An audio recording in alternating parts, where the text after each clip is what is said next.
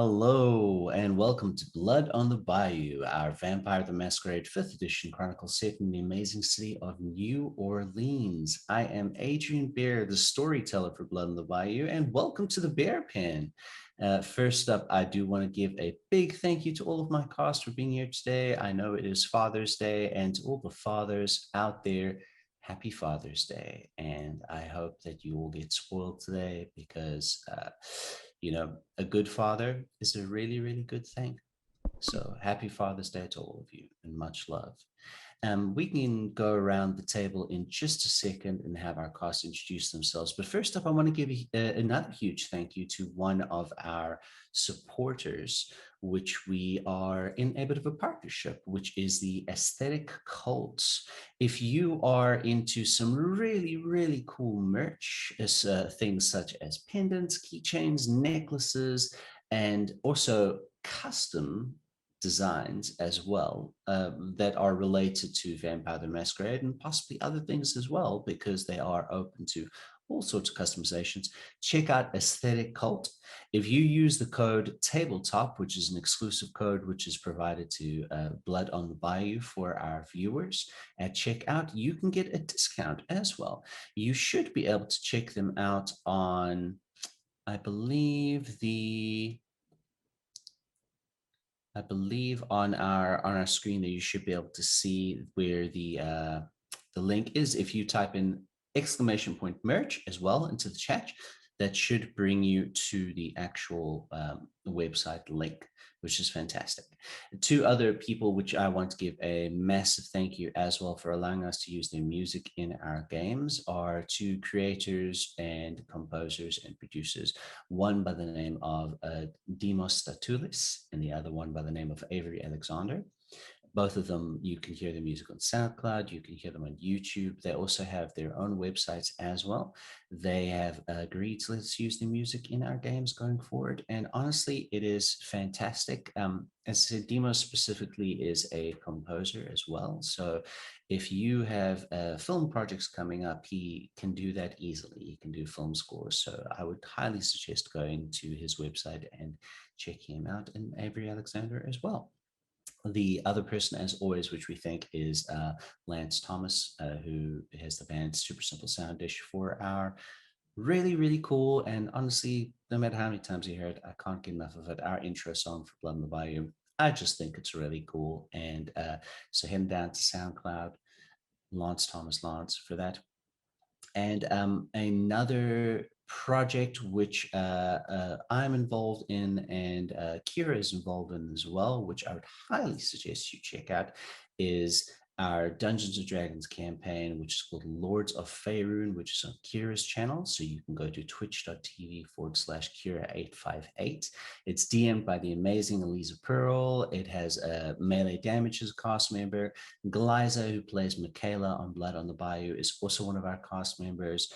Big Dude, Ree, who is another player on a number of Kira's shows, is also a player there. And there is a Patreon hunt for bonus episodes, etc. And honestly, it's just a wonderful time. Elisa Pearl is an amazing person, and she gets such wonderful vibes when we're playing our game and she's DMing. So please do check that out. The last bit of housekeeping, which is crazy that I'm getting to the point where there's housekeeping, is that we have a new show that is starting up on July 12th. I Yes. think July Yes. 12th. Yes, Hmm. July July 12th. 12th, I which remember is from last time. a mini series which is starting up on the channel. It'll be 8 episodes, and then probably sometime during next year as well, there will be a second part of that miniseries. Is City of Mist, which is a sort of urban fantasy noir RPG setting. Amazing, amazing setting. And we have some wonderful cast members, a very diverse cast which is playing there. We managed to get D'Artagnan Mataliano, who you'll have seen on Q Times, and a number of other another number RPG shows as well. He will be on that show for us too, as well as Kira, as well as myself, who will be GMing for that story. And oh my goodness, I might be slightly out of breath, but I think that's all the announcements that I have. I think we'll start from the bottom of my screen today, and we can go ahead and introduce our cast members. Cassidy, why don't you go ahead and talk about yourself a bit there? Hello, I am Cassidy, awkward Cassidy underscore on Twitter, which I recommend going to because there's a wonderful commission piece that I posted that I absolutely love of Sakura and Ricky. And I'm playing Sakura, and it's going to be a game. It's going to be a game tonight. It is indeed. Hell hath no fury like a mother's wrath, is all I'm saying. And next up, obviously, I just spoke about him 5 seconds ago, Kira. Hi, I am Kara858.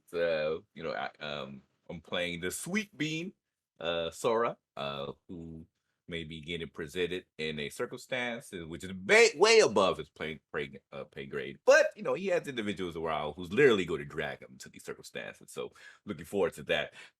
In terms of projects that we're working on, Adrian, of course, mentioned, of course, the Lords of Faerun. Just a disclaimer, make sure you have eaten before watching the episode because food will be described on a regular basis, and the entire cast was slavering at the mouth when Aliza started to talk about the arroz con dulce. It was some good stuff. We also, of course, have Riverwood Academy, which comes in on Tuesdays, which is a kind of like a magic school academy TTRPG. So if you're into Harry Potter, which so many people are. I have a feeling you'll definitely enjoy that show. And we got a couple more shows coming up on the near horizon, specifically on our YouTube channel. So keep a lookout for that. And that's it for yours truly. Oh, yes, I am now on screen. Hello, I am indeed Chocolate.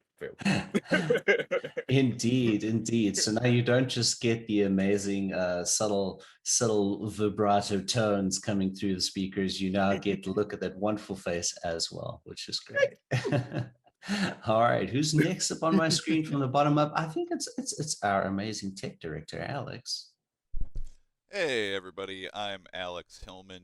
You probably recognize me from hanging out here at the Bear Pen and over on Hunter's Entertainment, where I'm a project manager, community guy, writer, developer. I do all sorts of things. It's wearing all the hats and keeps me busy. Over here, however, for this show, I play Andre Bassett, who in the last episode, while it wasn't revealed to the rest of the cast per se, you members of the audience got to find out that Andre has a little bit of a secret that he's been keeping for a while here. And he's playing some pretty dangerous games while keeping that secret at the moment. So we'll see how that all pans out and see how the rest of the Katori reacts to that revelation when it comes to light. Dangerous games, trying to be a primogen of Clan Venture when you're Zamichi? What are you talking about? That's fine. There's nothing dangerous about that. And at the very top of my screen today, the amazing Ari. Hi everyone, my name's Ari. I'll be playing Elijah Smith, the completely cool-headed Toreador who is no way in way, shape, or form going to do anything stupid tonight. You can find me at Twitter at the Small Shadow Snack, and I'm also over on my friend Danny's channel every Sunday at 11 Central Standard Time, where I will be playing FBI agent Peggy Cartwright in his Russellville files, so we can go catch a killer over there. Danny is a longtime friend of a number of us, and honestly, Danny is a fantastic person, and he plays the most wonderfully, lovably evil characters when you're playing with him as a player. So yeah, I can with safety say that his DMing GMing style probably wonderfully reflects his amazing character as well. So Danny, if you're watching today, I love you as always. The last thing that I did want to say is that you will have noticed, obviously, with the tech directing, which is going on with Alex now, which is taking things up to a whole new level, that the Bear Pen is ramping up a number of things here. We are sort of expanding how we do things for you guys. Going to be bringing you a whole bunch of new content and really bringing things to a new level. So for those of you that are subscribers, you can join us in our Discord as well. We have a subscribers only lounge where you can sort of in between games chat to other subscribers, where we have a little cast lounge as well, where you can occasionally ask the cast questions if you'd like. If they're there and they see it, they're happy to respond to you. So for little in-game spoilers, which you might not get if you're just part of the regular Discord, you can occasionally hop into the subscriber lounge and give a bit of a chat there, keep things lively and fresh for yourselves. And another thing, which for those of you who want to join our Discord, it'd be awesome to have you. The Honeypot is a wonderful place to hang out and chat to people about games, video games, books, music, astrology, all kinds of wacky, nerdy stuff. And, occasionally we do one-shots as well. So if you have an interest, we have a recruiting lounge as well. So sometimes we do like to have people coming in here and jumping up on channel, as you saw with the Secret Life of Cats game, which was just wonderful as well. Going forward, you will also see certain things start coming up. We have a Patreon that's in development. We are just working on a few things there. We have a Ko-fi that is in development. We're working on a few things there as well. And just really looking forward. And thank you so much to each and every one of you that have followed the Bear Pen over the last week or 2 weeks. We were sitting there at the 50 mark for so very long, and suddenly boom, we're at 62. So each and every single follower that we get, thank you so very much. Also, the VODs of Blood on the Bayou are at a much higher quality resolution, a much higher quality sound, etc. You can catch them on our YouTube channel every Saturday at 2 p.m. PST. They premiere. So head on up to the YouTube channel for the Bear Pen, give us a subscribe. It's free. And if you missed any single episodes, you can catch them all over there. All right. My goodness, I'm not used to doing so much speaking before we get starting an episode, but you know what? It's great. Everyone, we're going to start our intro song here, and we'll be back shortly.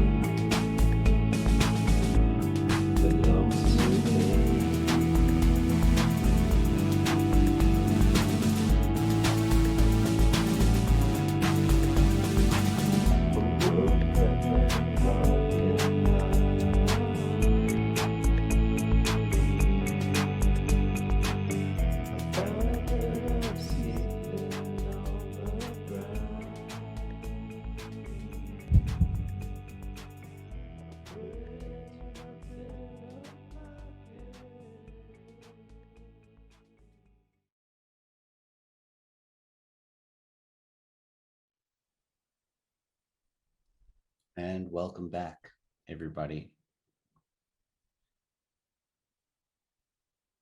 It is still a Tuesday night in the city of New Orleans, Louisiana. Our coterie members had just come back from two very different but potentially very important meetings. Half of them were at Prince Madeline's Elysium of sorts for Toreador and Nosferatu, Lilin of the city, or potential Lilin. The rest of our coterie made their way to Eden Tech, which is the headquarters of the environmental technologies firm run by Mr. Finn Aegis, who is the man that the Baron described as the man with eyes the color of money. Finn Aegis himself being revealed to be a glasswalker guru. However, our story starts a little over 150 years ago in the very house that our coterie inhabits now.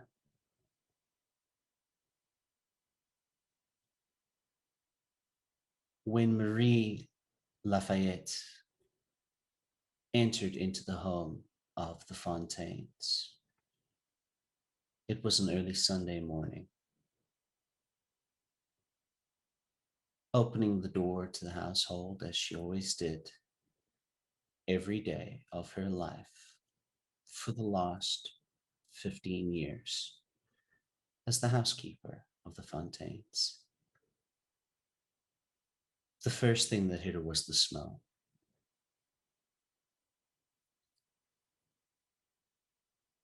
It was sweet, rancid, and coppery. She knew immediately, of course, that something was wrong.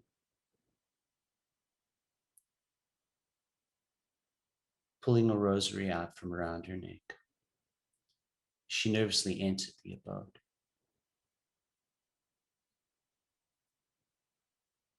When Marie Lafayette set foot into the living room, she let out an ungodly, almost otherworldly scream of terror.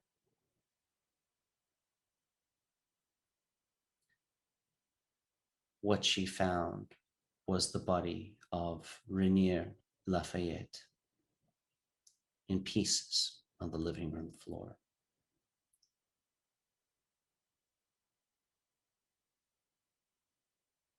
Against the far wall, the body of Mary Fontaine had been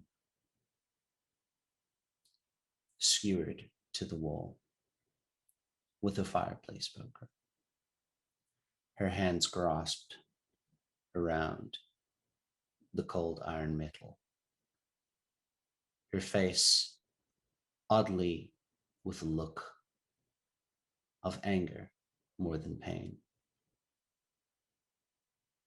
Her maggot-ridden eyes milky but open, and hanging from the chandelier was the body of the young Sheila Fontaine, who it seemed had killed herself.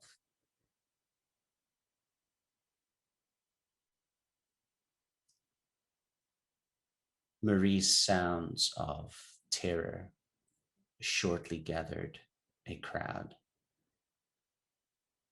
It wasn't too long before the police came into the situation. Times being what they were at those times, the situation was handled in such a way that it did not go well for the young Creole woman who was the housekeeper of the Fontaines.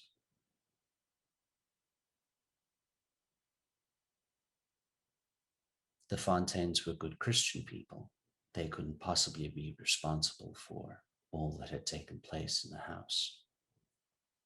It must be the work of the young Creole woman.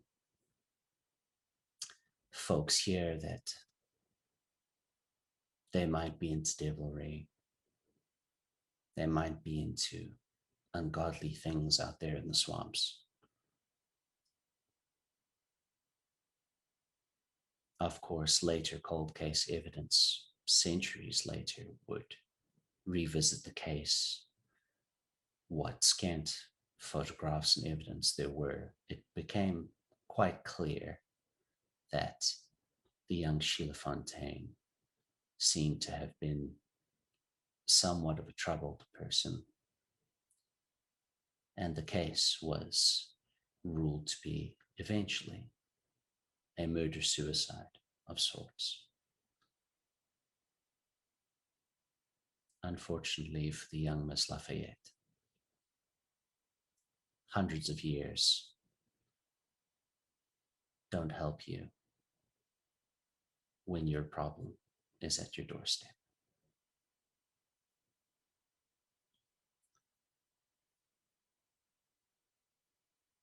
The room and the hallway around our coterie is still freezing cold.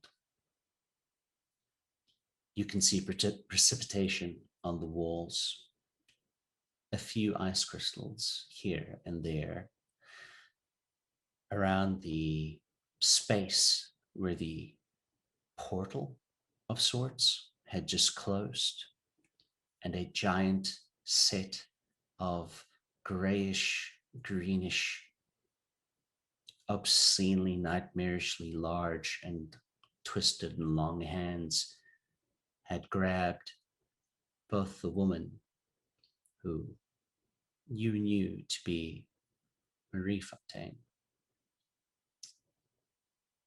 Oh, sorry, Mary? I believe it's said Mary. Yes, Mary Fontaine. And Sakura's young child, or adopted child, the Nosferatu boy, Ricky. As the portal slams shut, you are all left in silence. What would you like to do? Sakura goes up to where the portal is and just starts slashing with her dagger. No, there's nothing there, but it doesn't matter. She's just slashing where it was, trying to find purchase on something. Andre will calmly walk over and just place a hand on Sakura's shoulder and kind of wave that it's not worth the effort. We've got to get him back. We got to get him back. And we will. But unfortunately, that's not going to be how. And how do we get him back?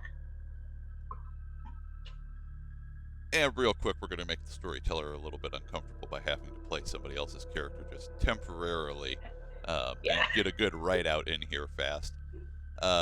Mr. Hartsmith, I believe it would be prudent, albeit uncomfortable for you,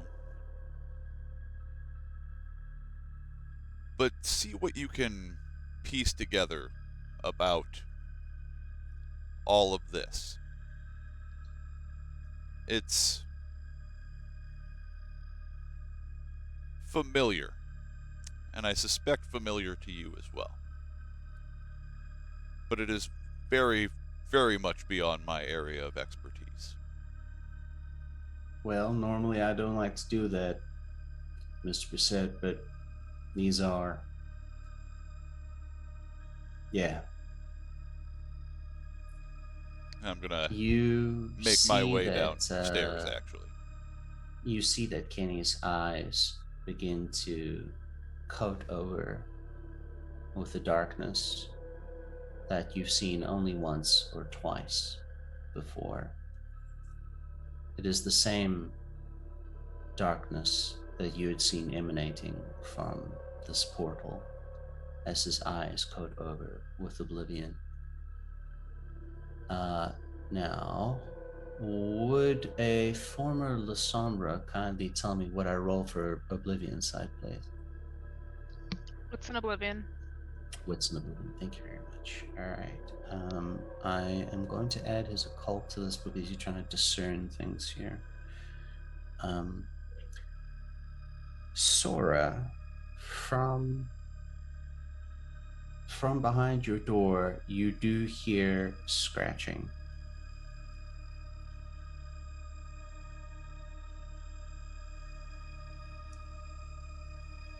And you hear the sounds of slight growling and or whimpering. So Sora will, of course, head immediately towards his room, take a look and see what's actually happening there. He'll pop it open, like, wait, what's going on? I'm coming in. And he'll rush inside because he doesn't have that Bank of America door just yet, so it's much easier to actually pop into his room right now. Totally understand. Kenny is going to burn a willpower because his roll was very low. All right. So, Sora, as you open the door, it's almost as quickly as you can open it, Bernard and Lagatha sort of come almost bounding out and almost skid into the hallway, and Bernard's mouth is open. He is growling, and Lagatha is growling, but they look around for a moment and they see that all of you are there and nothing seems to be affecting the situation. The hair on the back of their spines, I guess, does not lower at all, but their expression of I'm gonna fuck some shit up right now does lessen a bit. And Lagatha says, where are they? Where did they take him? Where did he go? What was that? Sora, what's going on? And Bernard says, calm down, let the man think. He's gonna tell us now, Lagatha. Sora pauses for a second. He's like, I don't know. It was something that came in and just took Ricky away. In a portal. And he'll kind of like, he looks over, like, it's like a circle, and he just took him. We don't know where they went. Can you smell them by chance? Are they still inside the house? Lagatha says, it just smells like death. It smells like death. Oh boy. Well. And we're gonna no, finish that thought. Well, we're going to get him back, and if you all like to help, that'd be greatly appreciated. Because I don't know where they went. As you are saying this, slightly before that, Kenny started doing an inspection of the area, and he rolled 3 successes to try and figure out what is going on here. He says, well, sort of coming as close to Sakura as he can, and sort of putting a hand on her shoulder, he says, well, Miss Sakura, the good news is, well, it ain't good news, but it's news. It's definitely connected somehow to kind of what I can do in a way. The bad news is it's very out of my scope of things, and we're probably gonna need some help. And as as Lagatha is saying to Sora, it smells like death, and Sora has just finished saying what he has said. Those of you who are still upstairs, hear a voice speak out, and you see the ghostly form of a familiar woman materialize in the air close to you, dressed in her signature sort of white long shift, and her blonde hair the form of Lizelle. And she says, now that's not a polite thing to say, calling us that we smell like the dead. I think that's quite mean of you to say, little puppet. Daddy won't be happy with any of y'all talking about us like that, now would he? And she sort of shifts her head and looks to Sakura and says, oh, what's wrong, sugar? Your little monster baby been taken? Oh, such Did you a take him? shame. I mean, I would love to answer you, sugar, but unfortunately, I think I might have other things which I need to take care of. You Dagger see, to her throat instantly. as you are speaking, Andre, we're going to shift to a different scene. You have stepped away, correct? You went back downstairs? Correct. Yeah. All right. Um, Andre, you are downstairs. All of you had come inside. None of the doors had been closed per se just yet. Uh, what you hear when you come downstairs and actually see out on the sidewalk is a very stylish blue sports car that has just pulled up, and stepping out of it is a woman which is very familiar to you, dressed in a wonderful white evening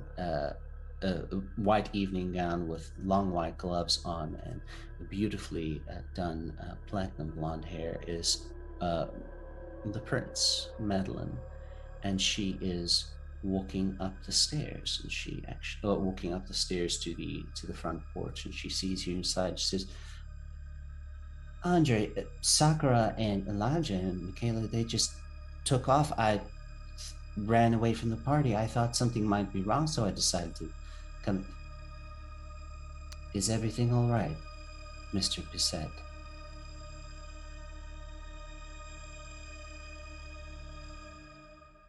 Unexpectedly so.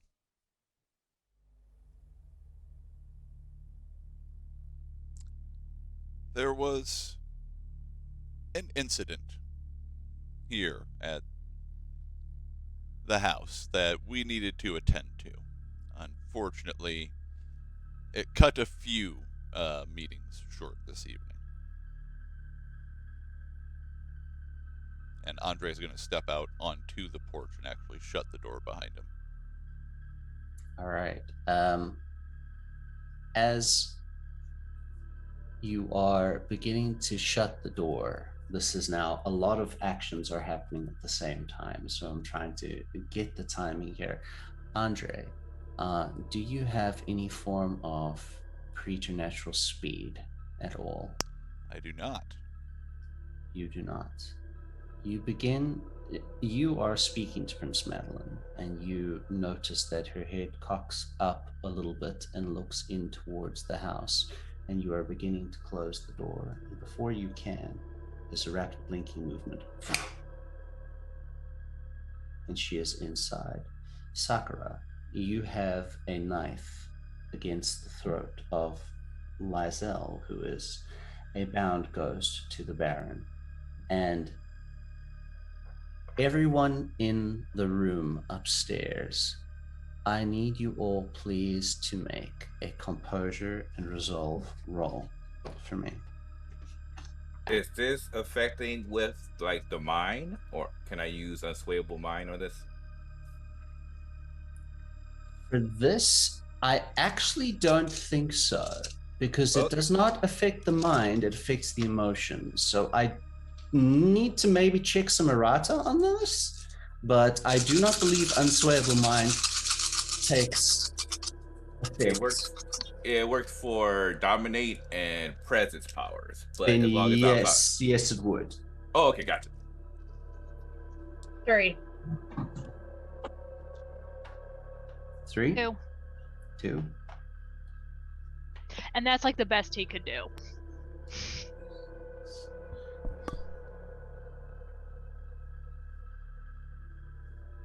She's going to burn willpower here.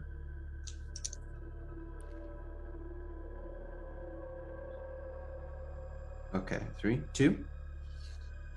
All right. I'm gonna burn one as well. Okay, 5. 5. All right. Lizelle does not have the pull to beat this, unfortunately. Uh,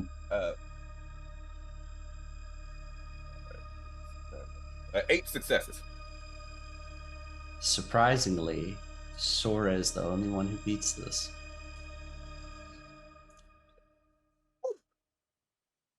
Coming up the stairs in a blinding blur that you wouldn't see.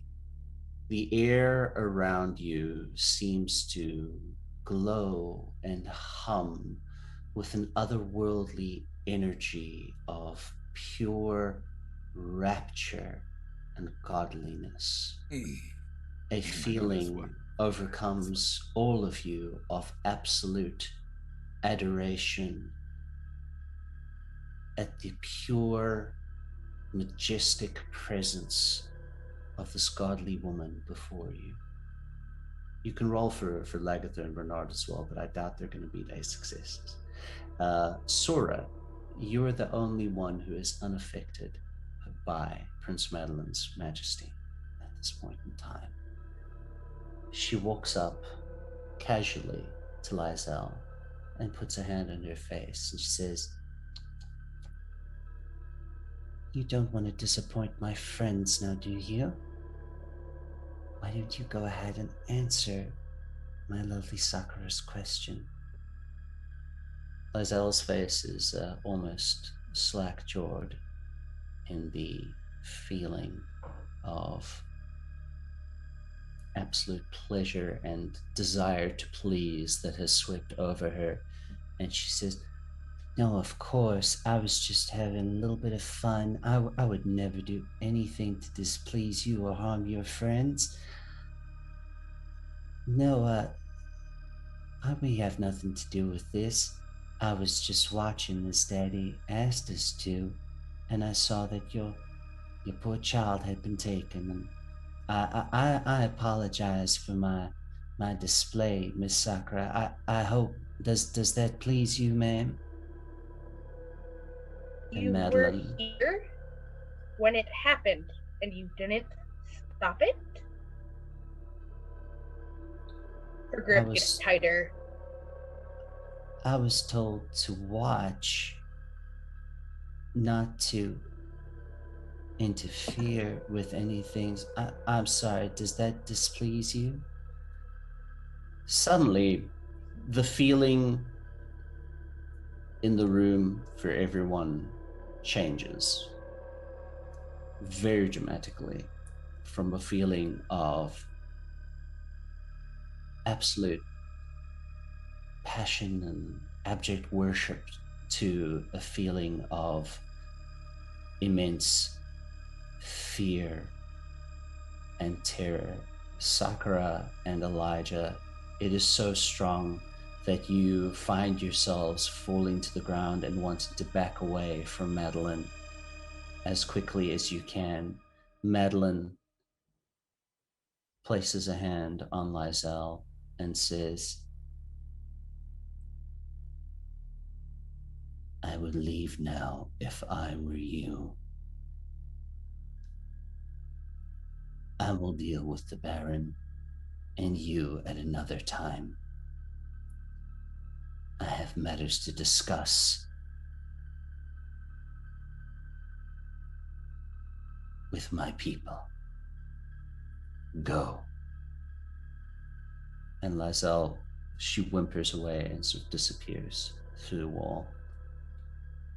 Slowly, the feeling starts to fade.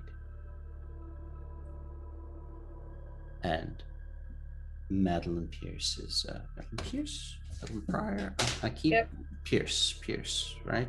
Madeline Pryor Pierce. is the Goblin Queen. She's not the Goblin Queen. She's the Queen of New Orleans. Madeline Pierce. Madeline Pierce, a sort of apologizes to all of you. "I apologize for intruding, and I need to apologize to Mr. Bissett for being so rude to him that I could overhear the conversation you were having." That he kind of looks over to Elijah and Sakura, kind of like see if he can help them up from the circumstances. Sakura doesn't get up. She just stays there. The instant majesty's dropped, Elijah heads down the stairs. Oh, Sakura is sort of dropped, and Madeline leans down to her. I apologize for what I did there. But it seemed like you were all in need. Not your fault. What You happened should have here? been here. They took him. I don't know who, I don't know how, but they have my son.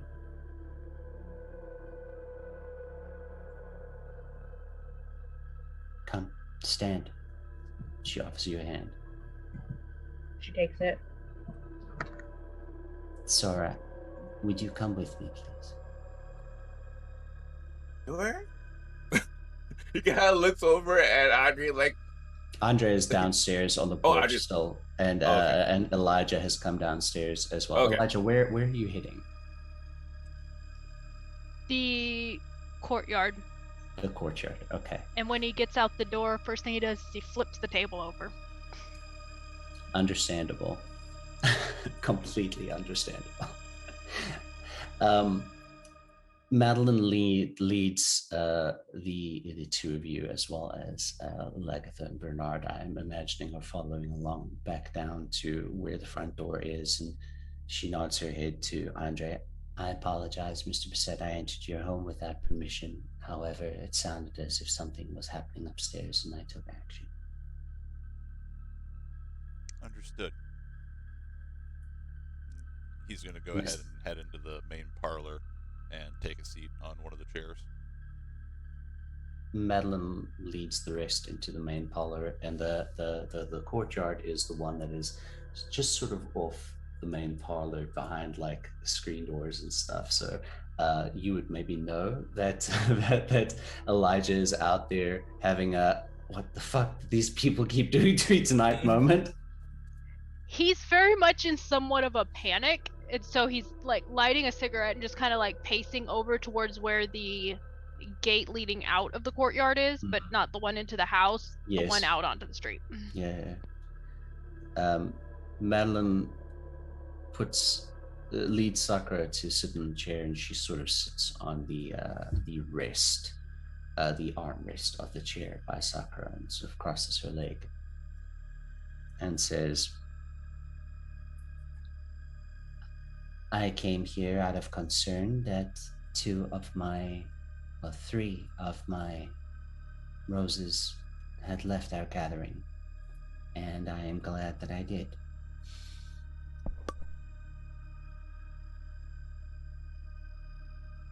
What do you mean that your son has been taken? I called to check on him to see if he wanted to come, and he sounded terrified. So we all rushed back, and by the time we got up there, he was ripped through a portal and gone. And I don't know what happened. Because Kenny is there in canon as of this episode, he does a sort of offer. He says, well, ma'am, I'd seen this portal before of sorts. It was about this shape and seemed to be made of oblivion. And I managed to close one before. We had a bit of an issue with the ghost that is in our house, but for this specific portal and what happened there, I'm afraid I'm out of my depth, ma'am. Everyone in the room, would you go ahead and make a wits and awareness roll for me? Would my still active heightened senses and sense the unseen still count here? Those did fade. Okay. Just due to the adrenaline of the situation. But if you would like to activate them, if you feel that they would be active, you are aware that sense the unseen, Madeline's presence is not a good idea. So that's fair. Yeah, nope, not doing that one again. I will go with heightened senses because I'm still in paranoid boy version mode. Okay. Sakura probably wouldn't have even noticed it drop to put it back up. So 3 successes. Okay. Andre's distracted at the moment. Just one success. You're still rolling there, Sora? Yes. Elijah, Sorry, you can funny also enough- roll as well because you came through this room on your way to the courtyard. So Elijah, you might have noticed as well. Funny enough, resisting, dominate, and presence powers is my biggest dice pool in the entire game. I mean, I understand why. I understand why. 7 with a crit. 7 with a crit. Dang. All right. So those who got 3 and above. Yeah, just 3. Those who got 3 and above, you also you will definitely saw this, and Elijah, you will get a bit more information, even though you were storming. I imagine it's kind of like the predator vision stuff. That's like everything might be a threat right now. I need to. I'm gonna go flip a table. So you probably had that. Very much. If they're in the living room, his jacket he was wearing has been just chucked. Like he was just like, nope, nope, nope. So the very same living room, which those of you last week who had seen the same scene that I described earlier with the body of Reynard Fontaine and Mary Fontaine dead in the room with Sheila scratching the word unclean into the wall again and again and again. The spot where Sheila was, where she was scratching into the walls, where Kenny had managed to actually see that she was, when she looked at him, it seemed that she was crying profusely. Sheila is still there, but she is on the floor closer to the wall, and she sort of has her hands against, sort of hugging her knees, and she is visible to everyone at this point. And Elijah, in your quick run through scan, oops, we just lost camera. Oh dear, everything just went wacky on screen for a second there. So Elijah would have noticed that the words that she had scratched into the wall there actually are still there. The words did not disappear. So the wallpaper has been a bit banged up through the scratching of the words unclean, unclean, unclean into the wall. It hasn't improved his mood. Yeah, I imagine not. But you guys would all notice that Sheila is in the room there in the corner and hugging her head on her knees, and she's hugging her knees to her chest. Sakura will double take because she's fairly certain she doesn't still have sentiency note. You do not. And go over to her and sit down next to her. She does not react.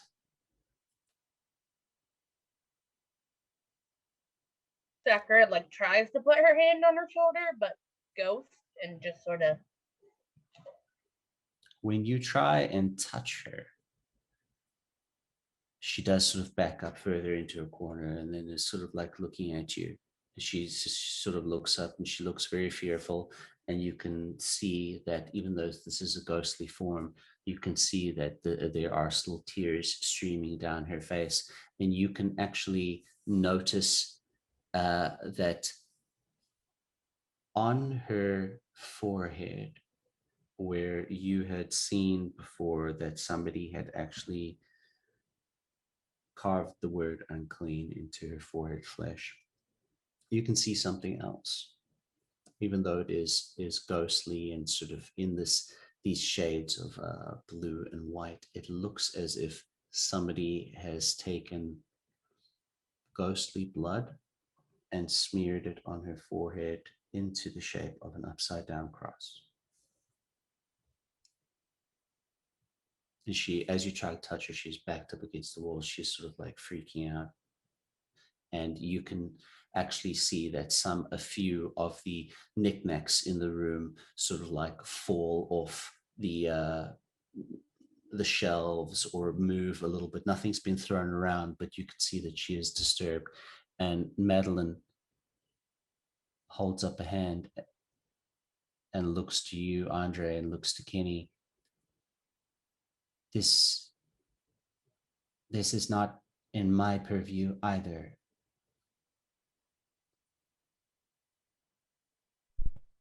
I have. Does Andre see it now that it's been pointed out? Yeah. Okay. Yeah, you do. Because I did not roll enough to have noticed. Yeah.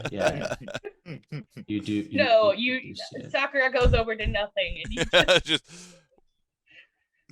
Just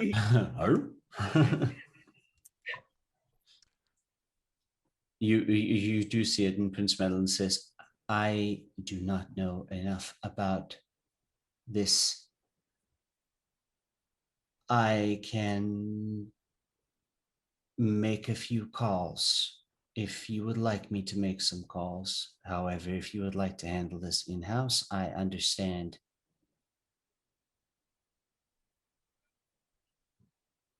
Sakura will turn to Madeline and just say, she's always here, but I'm surprised everyone else can see her. Last time this happened, she also almost like she was possessed, but she herself is a ghost. But so this has affected her as well. But she won't harm us, usually.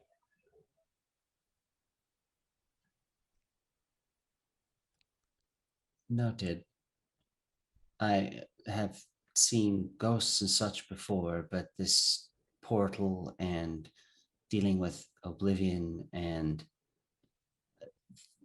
these are not in my area of specialty, shall we say. By chance, when you say cause, uh, who, who would you be calling?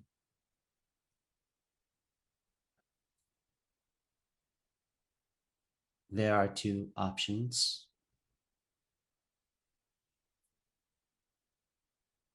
One of them might come with a price later. One of them might come with a fairly large boon.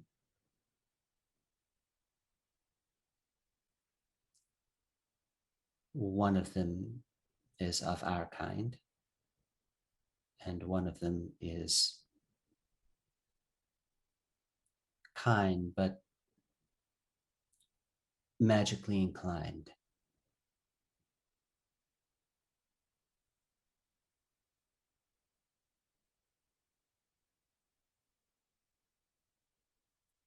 Is it one we've dealt with before? She looks to Andre, and Andre, make an insight roll for me, please. Yes, I was going to ask about that as well. Like, does any of one of them sounds like perhaps maybe a Tremere? Oh, just curious. Rather a Tremere we know than a Tremere we don't. You could. There's nothing she said that would Give particularly give that away. Mhm. That's what I was Because concerned about. she said that one was one of our kind, Our and kind. one was kind, so mortal, but magically inclined. Mhm. He's already got red flags to the back of his head. 5 successes with a crit. Okay. So, Andre, she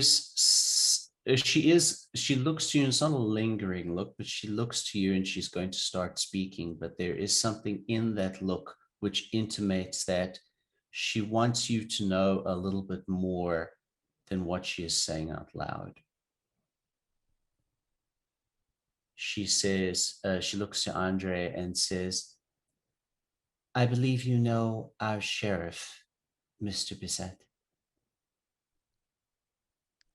I'm not intimately familiar with him, but I am functionally aware. Both he and our keeper would be able to shed more light on matters relating to Oblivion. The human that I mentioned, you would have seen before at my coronation. His name is Jackson DeVoe. He is a mage.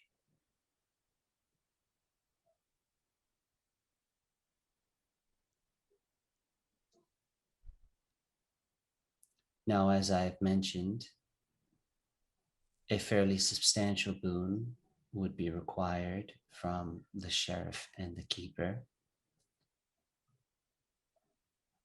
And you can consider my facilitation this evening a minor boon, should you accept it. As of the mage, their kind is sometimes difficult to deal with. Therefore, the cost might only come later. Any boons needed, I will take full responsibility for. He is my child, and I will take full responsibility to get him back.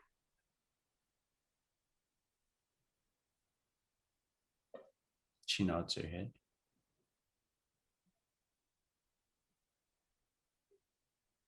Andre Where will give is- a passing glance to Sakura, but just a passing one. Where is my Elijah? He's probably slightly upset. Let me see if I can go get him. And then he'll get up from off the seat and make his way outside to see if he can find him. Elijah just kind of pushed the gate open and he's kind of like standing on the other side of the gate, just smoking a cigarette. All right. Sora is going to make his way towards you. And then as he slowly approaches, he says, "Are you doing okay?" Never been better. Is that true or is that Elijah speak? No response. That's Elijah speak. So the press was asking about you, but I still wanted to check and make sure that you're okay. Completely fine. I'm out here having a cigarette. I didn't want to smoke in her presence. Does that even help? We don't breathe. It helps. It does. Mm-hmm. Mm. Is there anything I can do that can help? Nope. I thought so, but just wanted to check. Thank Do you you though. want? Do you want to come inside? Nope. Okay. Is there something you want me to tell the prince? Tell her I'm having a cigarette. Okay. Well, if you need, then just let me know. And I got a chat bot. You can talk. The chat bot will let me know. Here, and he'll point up his phone. Mr. Sora, I'm not a chatbot. We have been over this, and Oh yes. See, he's awesome, right? you just see his phone. Sora, you need a new screen protector because it's cracked. No, it's I asked him, and he's fantastic. He knows so much stuff. He's like one of the smartest people in the world. So you've See? let somebody randomly download something onto your phone. No. I'm not something, sir. My name is Abraxas. Mm-hmm.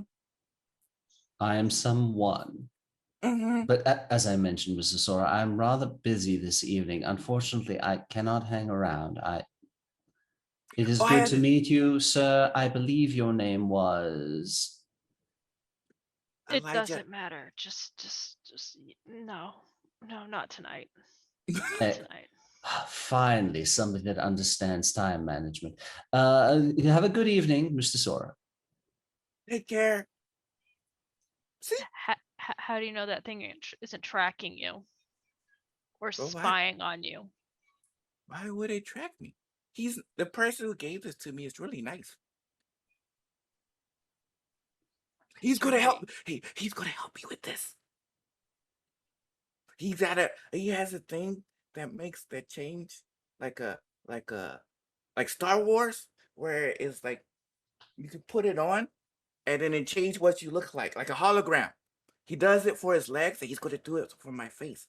And then I don't have to wear the same 5 do-rags and bandanas and everything else I have to put on. Right. Okay. Mhm. See, so he can do stuff for you too if you want me to ask. No, I don't. I don't need technology. Thank you, Okay. though.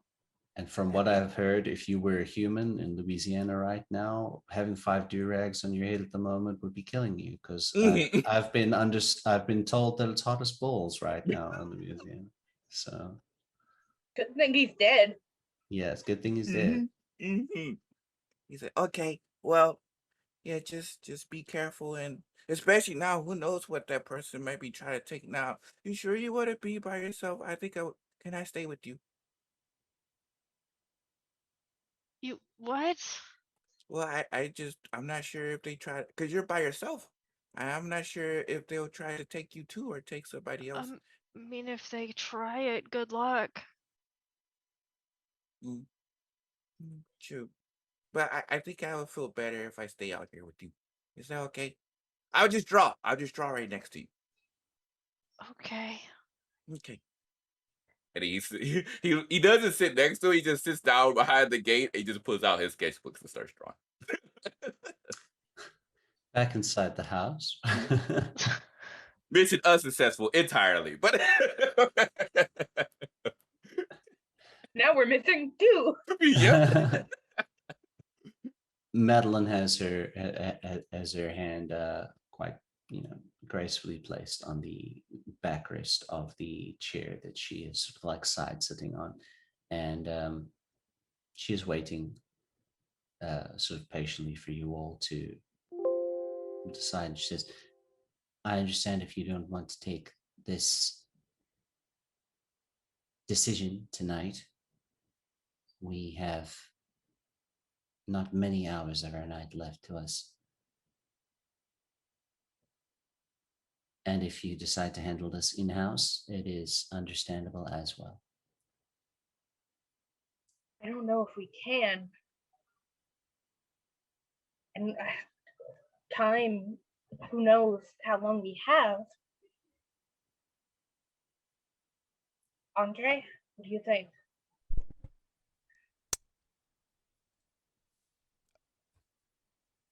I would be remiss to speak for you, Sakura. It strikes me that you've already agreed to the prince's bargain yourself. Not exactly, just that I'm willing to do whatever needs done.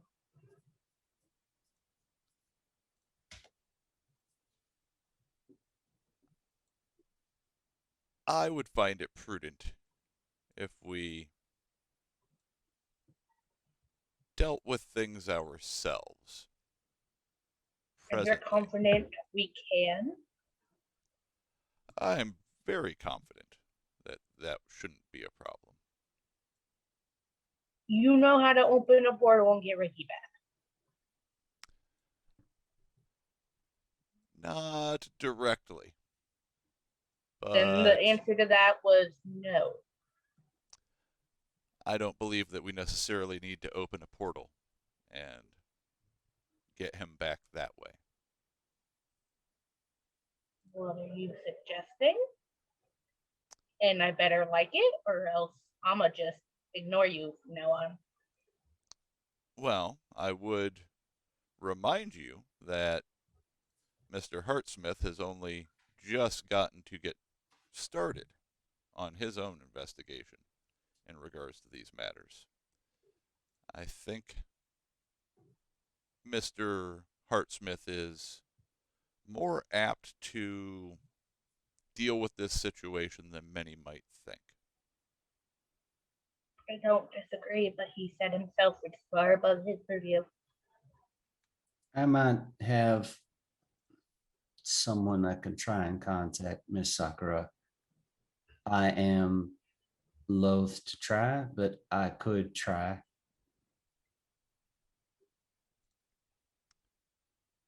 She will turn to Madeline and just, I'll have an answer for you tomorrow. Understood. I will take my leave for the evening. Thank you for coming. Mr. Brissett, might I have a word quickly? Absolutely. And he'll walk to the front door and step out onto the porch. Sakura's gonna talk to the ghost. Okay. So he steps out into the porch, and Madeline continues walking slowly with the understanding in her princely mind that you will follow her. And I will. And she walks slowly to her car, and she climbs in. It is a beautiful convertible, and Andre will actually open the door for her. a gentleman and a politician. Mr. Brissett, I want you to understand that children are of extreme importance to me. And I want you to understand that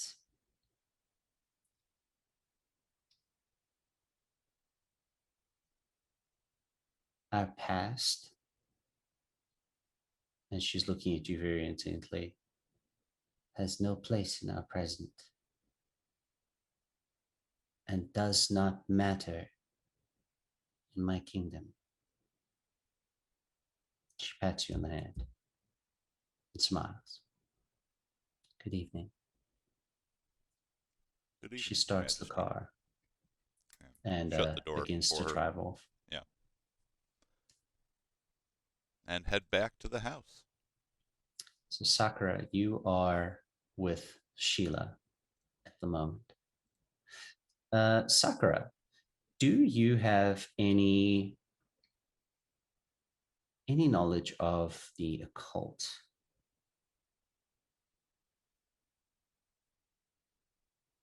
Let me have a look. I have one. You have one. All right. So I'm going to say you are an internet personality. You do have an understanding of pop culture. So with the occult there, you can roll intelligence and occult. And what do you usually use for your internet related search fame things? I think we usually go technology, but I wouldn't argue. I'm going to situations. say you can add the technology in as well, just because for you specifically, this sort of knowledge might be like slightly pop culture-y. So just occult and Occult technology and intelligence, because you're trying to remember things. okay. I know it's an odd pool, but it fits for your character. Yeah, fair.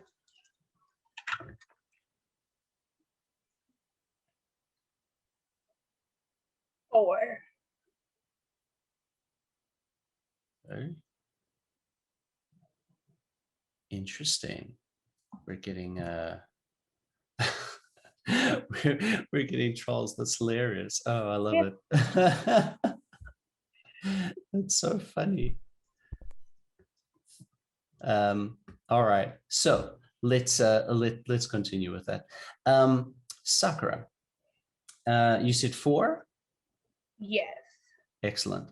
So a 4 for Sakura. You let's see. You have a general understanding in a pop culture kind of sense about that what you're experiencing here with the look of the cross of the blood in her head, like you are relating a lot of this back to things like what you've heard from this house and what you've heard from movies and things like The Exorcist and The Possession of Emily Rose and all that kind of stuff. And it is, you know, things related to like demonic possession and things to do with the devil and such. And, you know, a lot of this doesn't really make too much sense, but, you know, it is one of those things. So you would put some of this relating to something to do with perhaps like demonic possession or things along those lines. The way that she's acting, or the cross in her head and okay. the stories that you had heard about her and all of those things. Okay. Oh my word, this is hilarious that we're getting It's so many so things. far up. I'm This not is gonna lie. hilarious. I completely zoned out because I was banning people. This I is heard the so tail end of what you funny. said. I heard the tail end of what you said. I'm just ban. People are posting some wangs in chat. Everybody, that's hilarious. So what we're gonna do is we're gonna go to break for a moment. We're gonna clean up chat. You know you've made it when people decide to troll the channel with posting wangs in Twitch chat. So we're gonna go to our. We're gonna go. I mean, jokes, and then I'm into that shit. We're gonna go to break, folks, and we'll clean up chat. We'll be back soon. And welcome back, everybody. So, as I had said, Sakura, you, in your mind, with your degree of expertise in pop culture and kawaii culture and internet culture, movies you've seen, references you've seen in shows, everything that you've seen today and what you know of the house, you relate all of this to demonic possession. And currently, Madeline and Andre are left. Yeah, that exchange for Madeline and Andre was quite brief outside. So I imagine Andre is actually probably entering back into the house now. And Sora and Elijah were at the back, Elijah having a cigarette and Sora just sketching and keeping Elijah company.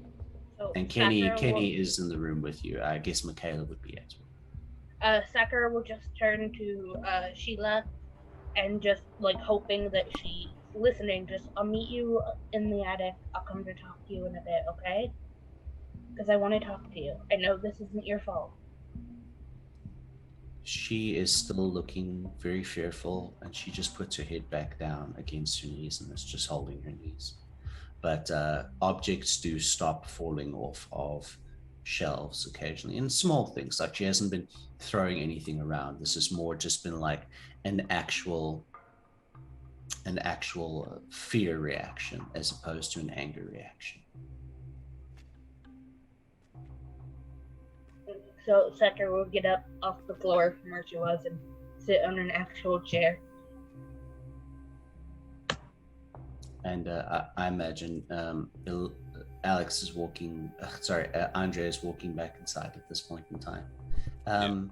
Sora and Elijah, you would have heard the car of Prince Madeline leaving, because it is a very gutsy sports car. Elijah probably has a tone of appreciation at the sound of it going in the back of his brain. When he hears it speed off, you just see him like flick the cigarette out of the thing, stomp it out, and walk inside. Okay, I guess we're done. Let's go, unless you want to sit here in the dirt. No. And he kind of gets up, you know, kind of like, and kind of like wipes the dirt off his butt, because he literally just sat in the dirt the entire time. His clothes is nothing but fancy, as they call it, garbage clothes. So he pretty much just wipes off his content off his butt. He does pause to like put up the table, that he Pushed looked at him over. was like one of the small. He was just like, no. I'm presuming we would have seen that behavior before, right? The classic flips Yeah. tables and chairs madness. Yeah. So Sora definitely would be helping with that too before making his way inside. Puts it up and walks inside like nothing's wrong. Mhm. And as we come inside, he says, So is everyone okay?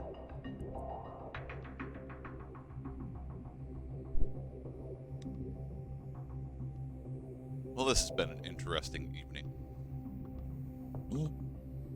To say the least. So what do we do now? For now, Find a way to get Ricky back. For now, we need to stay out of Mr. Hartsmith's hair. He's going to need to concentrate for a bit. I think myself, I'm going to go out on a little bit of a limb here. And see if I can't circumvent the prince's offer. What do you mean? They're What offer? offer to help. Of course, help in the terms of our kind. Which, Okay, what were the terms? prestation was involved. Prestation that I do not believe we need to subject ourselves to necessarily. Andre believes that we can do this without any outside help at all. I didn't say without Deal any with- outside help, just with Ghosts. the right outside help. So no Sakura, Tremors, what was right? the terms? Major boons in order to help at least understand what happened. More so than we have at the moment. And I offer to front any boons needed because I will take full responsibility on this. And I've told her she will have her answer tomorrow. So if we have found nothing of use by then, I will take her up on it. Not to undermine your authority, Andre, but this is Ricky. I will do whatever we need to do to get him back. As I said, I would never seek to speak for you. That I'll is go something half on you- those boons with you. If this is something you should feel inclined to do, I will not stop you.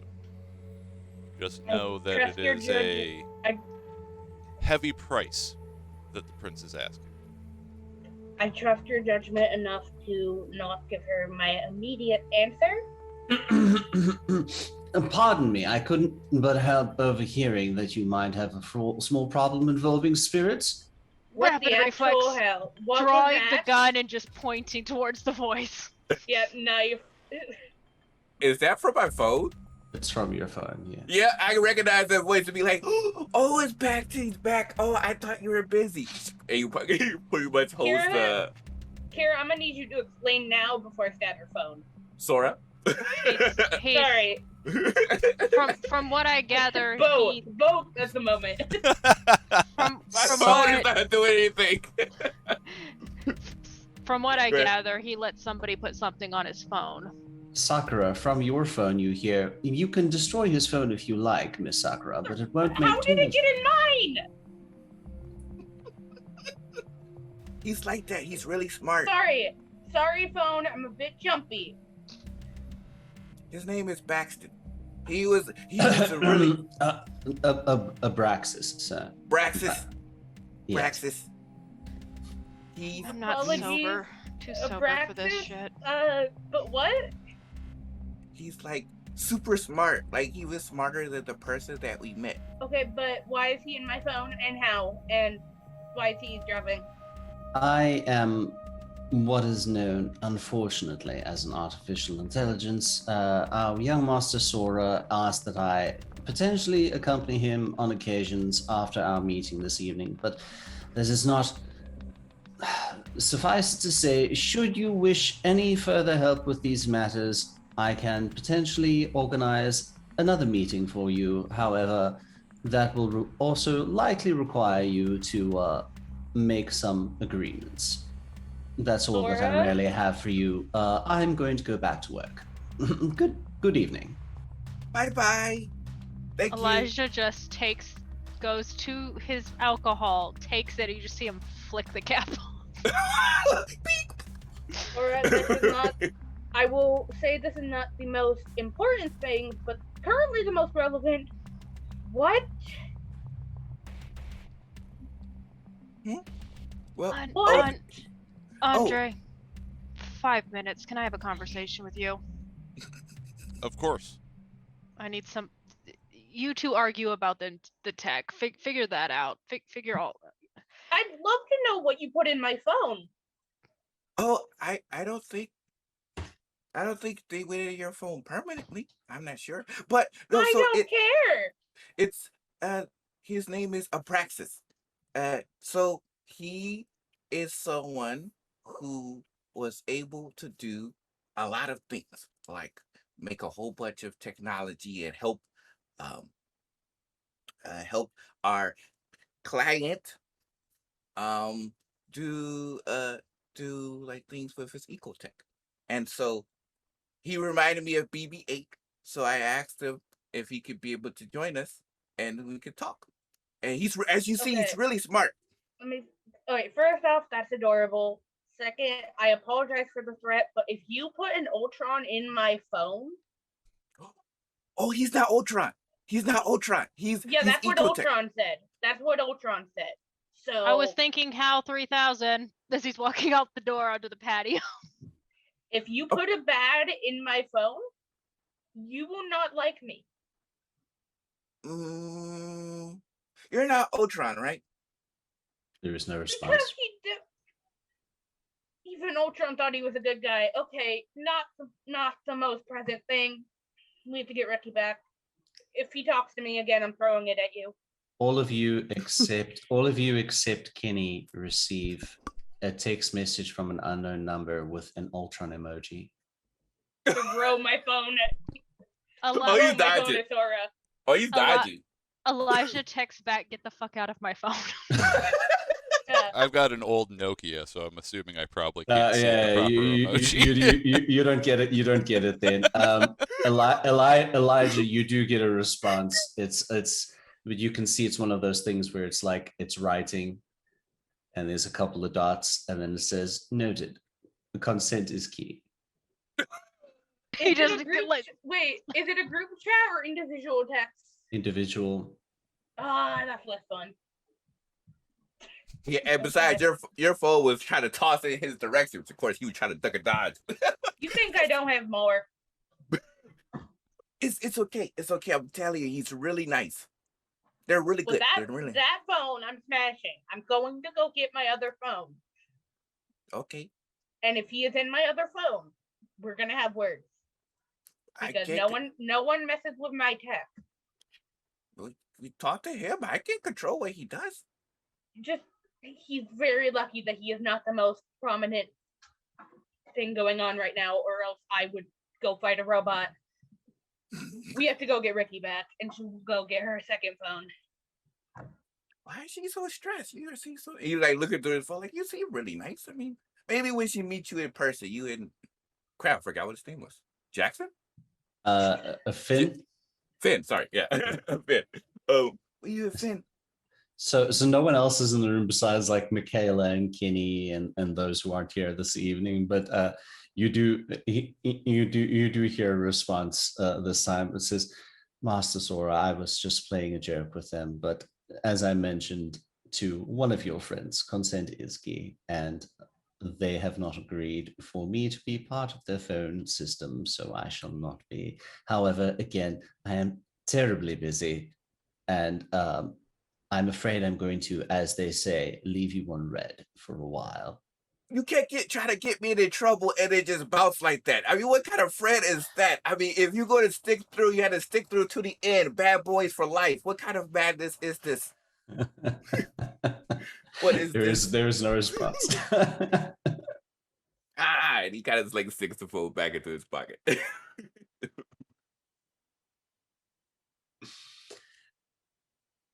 On to Andre and Elijah.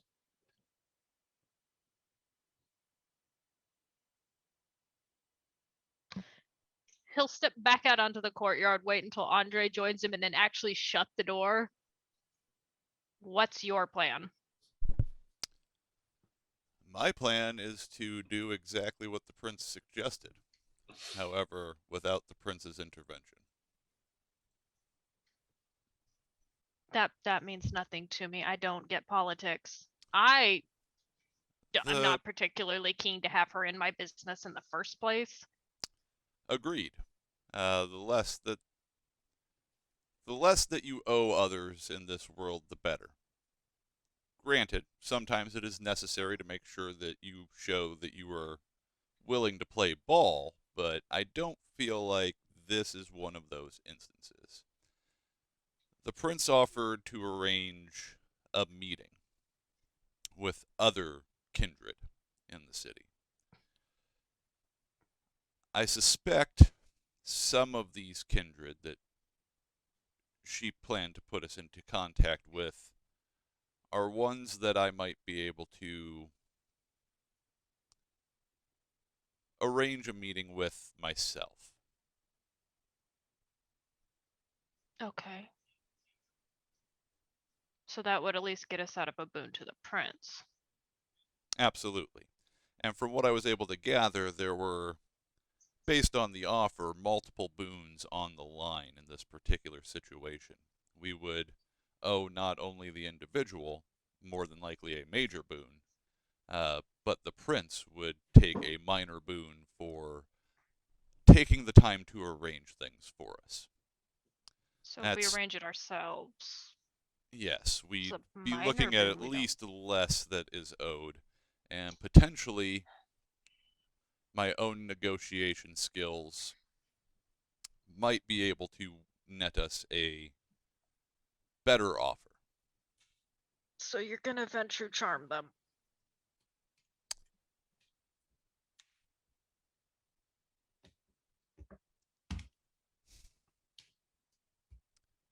Perhaps with the way situations are developing, it might be time to drop some pretenses.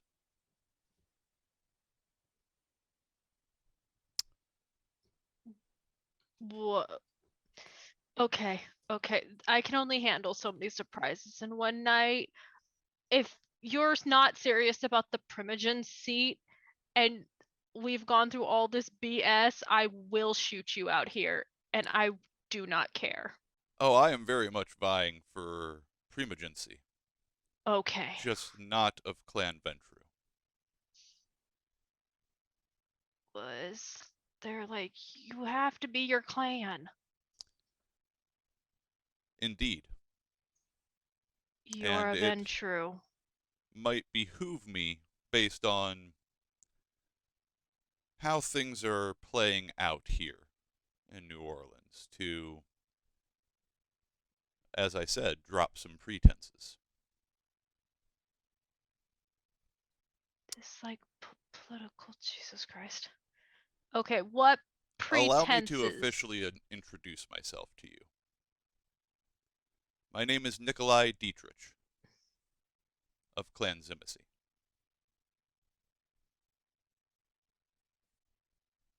What?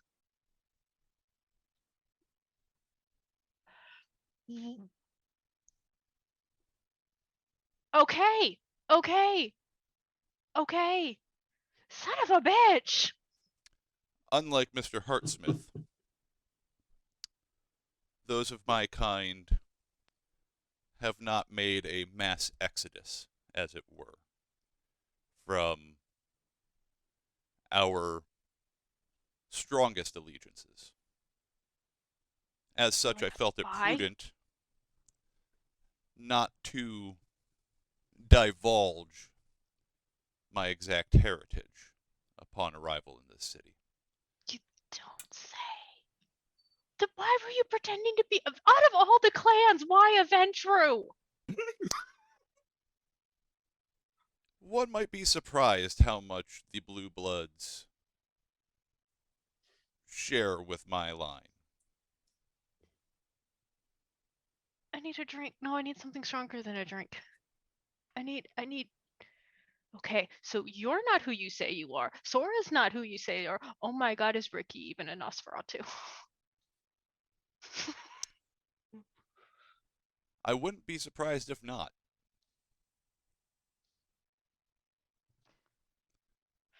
And Nikolai is going to go ahead and turn on his heels and start making his way back to the house. He speaks Russian, right? I mean, you don't know. Elijah in Russian says you're still a bitch and follows him back inside. Suka. Kurva.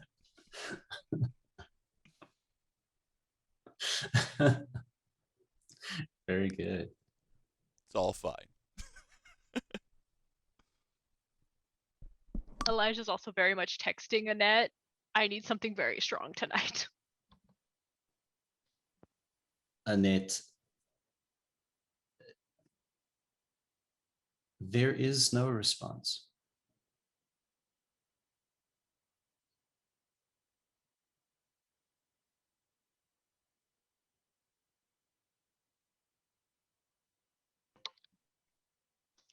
Just like, god damn it, somebody, I just need this night to be over.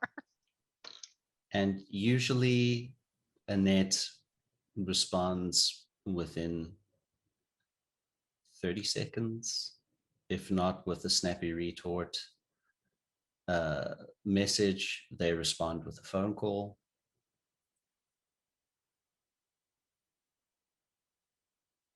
I swear if there's some crisis downtown, I'm going to set this city on fire myself. Speaking of crises, the evening has begun to wear on, and you know that you have maybe an hour before the day sleep takes you all.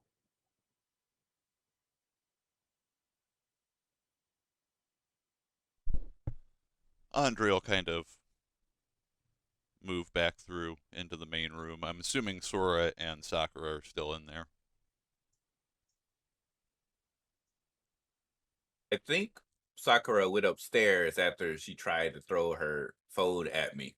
So she may have went off to a different direction, but at least Sora is still in the living room.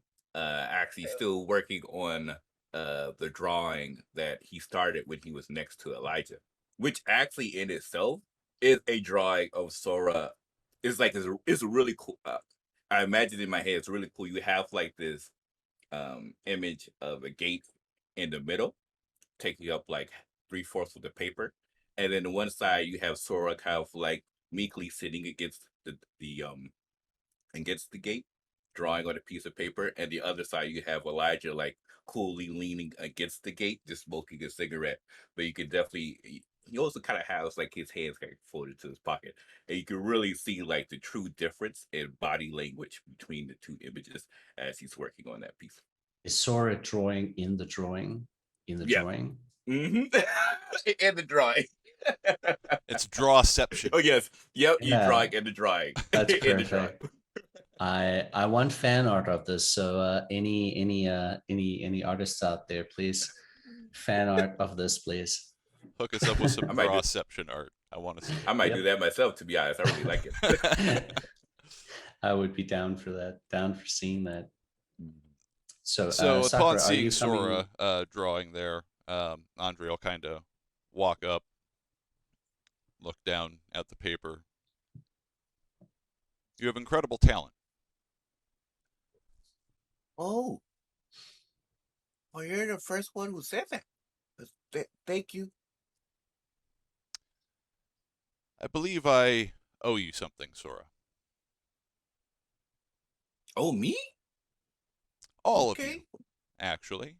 But let's say you're next in line. You I guess were I kind of feel special. All right, all right. They kind of puts the paper down next to the pencil. He's like, okay, lay it on me. I'm all For ears. storyteller clarity, just so the players who are not here today understand, Kenny is in the room, as is Quinn, as is Michaela. Oh So yeah. they are all there as very good. Elijah's Okay. heading upstairs and just you hear him under his breath go, fucking ventures, fucking ventures, fucking ventures.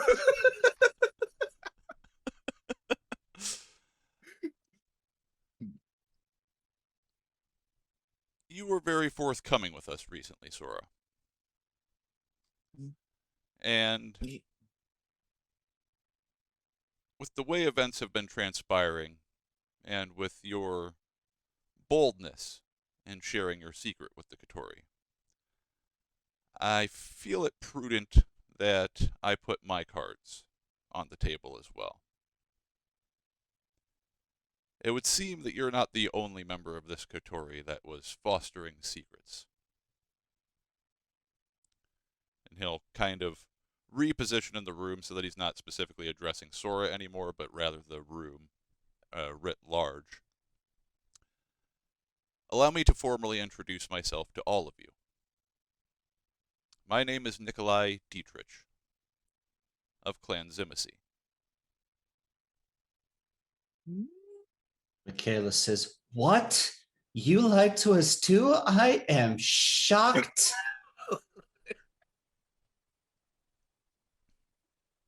Wait.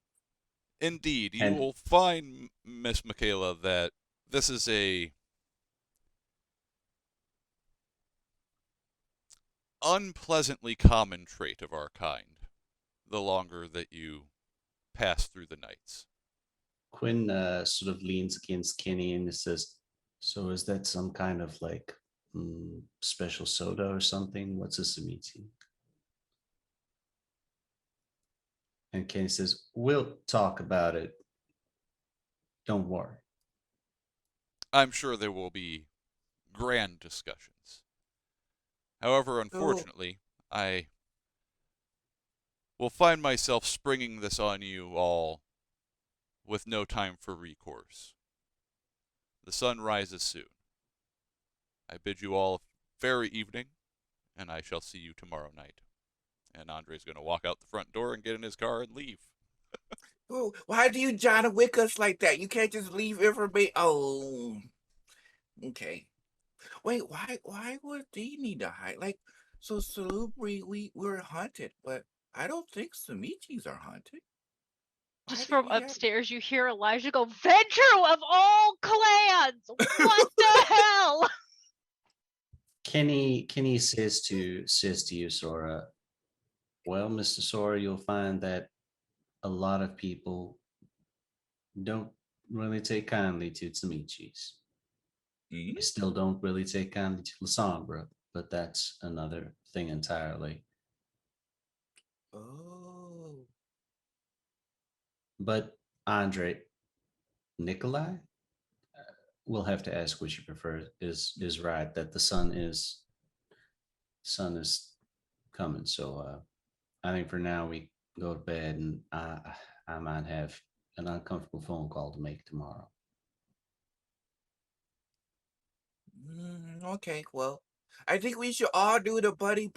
Should we all sleep in the same room so that nobody gets captured?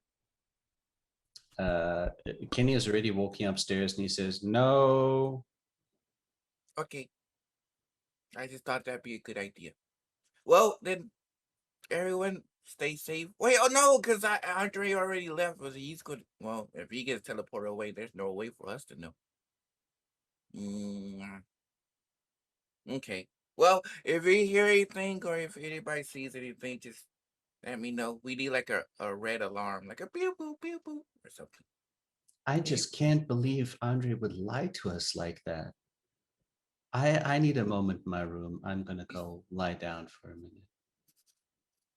Mm. Elijah's just like, he picked a good clan. Venture lie out their ass. Like, what the It's like he's literally sitting in his room with the door open, just like having a little existential crisis on his bed, just like, of course, no, it had to be a Venture. Like, what other clan would he be? He couldn't be a Toreador. He doesn't have enough charm to be a Toreador. Like, what the hell? What the hell? Could have been a caitiff. Caitiffs are fun. Like he couldn't have. No, that wouldn't have worked either. What the hell? Sakura, you've made your way up to the attic. Sakura will go over to the corner where she knows that Sheila usually is, Hmm. and where she last saw Ricky playing with Sheila, and go for the little notebook that she gave him Mm-hmm. next to the Ouija board, and just fix his toys because she's sure he brought some up to play with her, and just go through his notebook, see what they were talking about. So it's very interesting. There are drawings of Sakura and Ricky, and there are drawings of Ricky and Sora, various different Pokemon, most drawings. And you come to like the most recent page, it seems as if Ricky was drawing Sheila. And then you see a series of about 6 pages, which are double pages, start appearing in the notebook. One page is clearly a drawing of Ricky's. On the other page is a different drawing, much more artistic, very, very stylized, and done in pencil. You turn the page, and instead of drawings on the left side of the page, you see written in crayon in Ricky's handwriting, "That was really good, Sheila. If you can draw, can you write?" And you see in pencil writing on the page, "Thank you," on the right hand side. And then Ricky, on the next page, there is a series which says, he writes, "Why are you sad?" And there's writing on the next page that says, "Mama said I was the devil."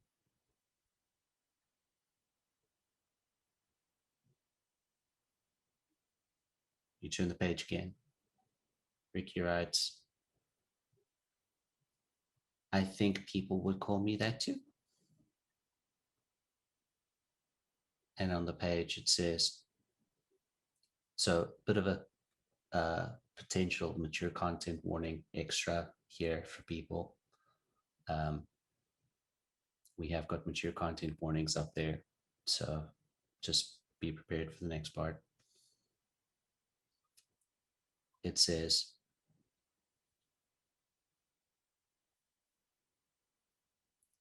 "Mama thought Papa liked me too much, and it was my fault. She said I was the devil."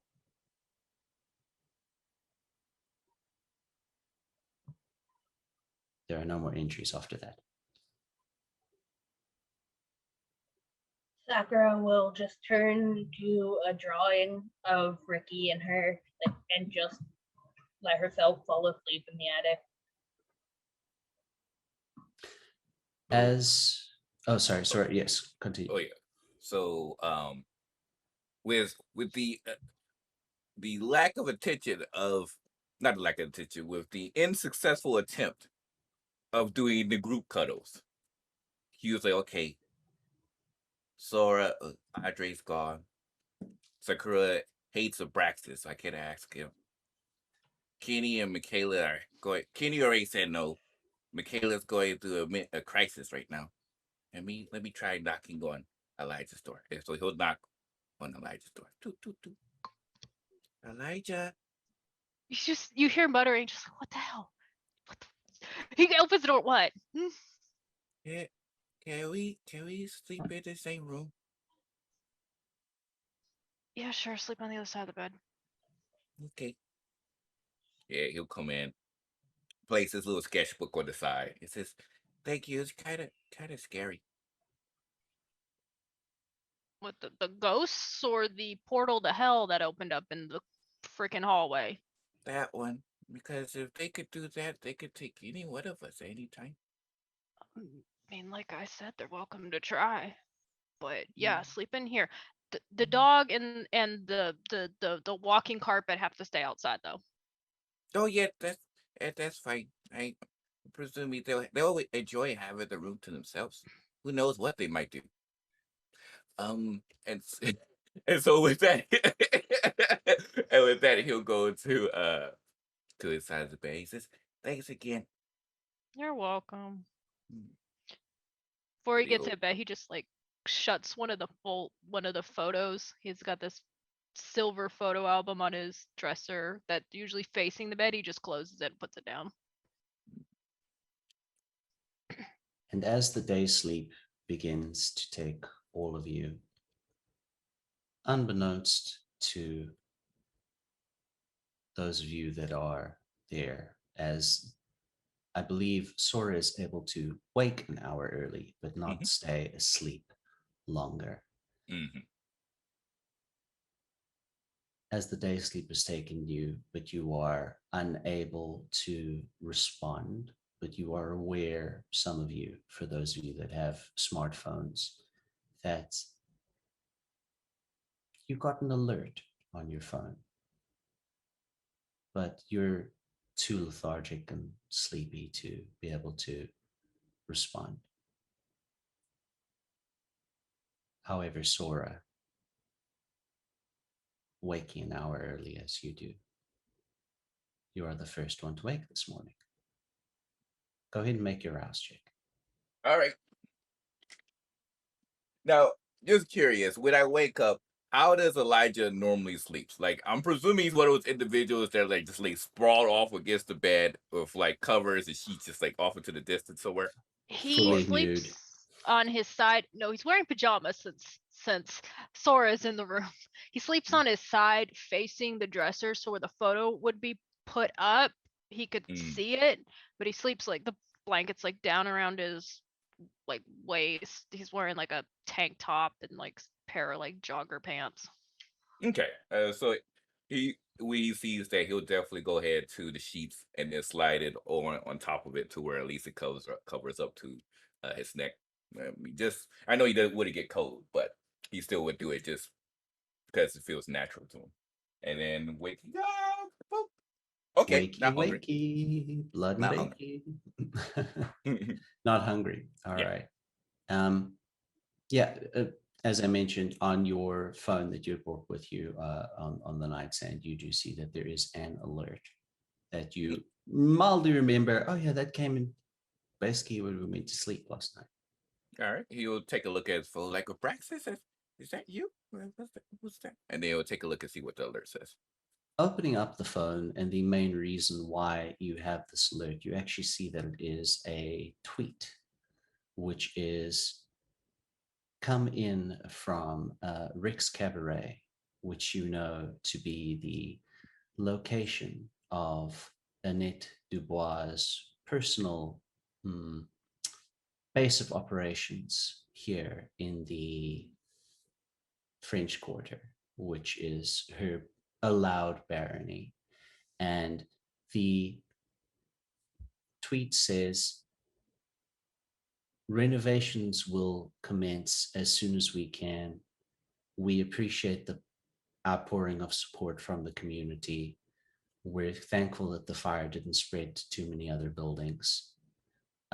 Rick's will be back as this historic landmark has been in New Orleans for many, many years. Much love. Oh, what? What? What? A fire? He looks over to Elijah. It's like, oh, he's going to be asleep for like an hour plus. Probably more than he looks over at the alcohol area and like how much alcohol is probably empty in the bottle. He's just like, yeah, probably more than an hour. Let me go ahead and see Um, nobody's normally awake around this time. I'll start to do some research online, to take a look and see if I can find more information as to what has happened regarding this. It's very easy to find the information. There Mm, are news reports. A fire begins to sweep the French Quarter as the historic location of Rick's Cabaret within New Orleans has seemed to spark a blaze. Reports are coming in that a suspected arson is involved. It is unsure whether or not anyone has been harmed at this time. More reports to come in later. And then it shows reports of actually from the daytime with the fire brigades having come in and put out the fires and stuff, and you can see that Rick's and at least about two other buildings and about five other buildings on the left of it are just completely burnt to the ground. And the news report says the suspected arson is involved in the blaze which took place late last night in New Orleans. A number of people have been confirmed to have been deceased, and the proprietors of a number of the establishments have yet to be found. Bodies have yet to be found. Um, Efforts are still continuing to dig through the rubble, and more reports will be incoming. Now, to clarify, do I is Annette, which I think was the Baron, right? Was that also her place of residence, or was she located someplace different? That you would not know. I would not know that. You know that Annette is not the official owner of Rick's Cabaret. Hmm. However, Annette runs the neighborhood of the French Quarter from Hmm. Rick's Cabaret. Yeah. So even though she's not the from Rick's Cabaret, even though she's not the owner, this is her. Yeah, this is like the center of her domain. Basically, you would not know if it is her haven or not, Hmm. because I mean, you know, Yeah, who she would was. really know? Exactly. So in that case, he's going to send a text out to his Malwa, Camille, to see Mhm. like, Camille, I just saw the tweet.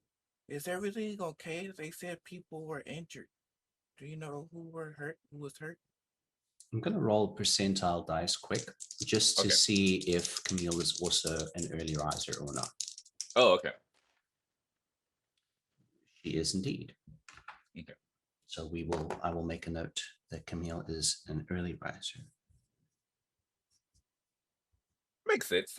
You know, Mama Slubry would give her to someone with low humanity. I would assume. This is true. She was chosen for a reason. Hmm.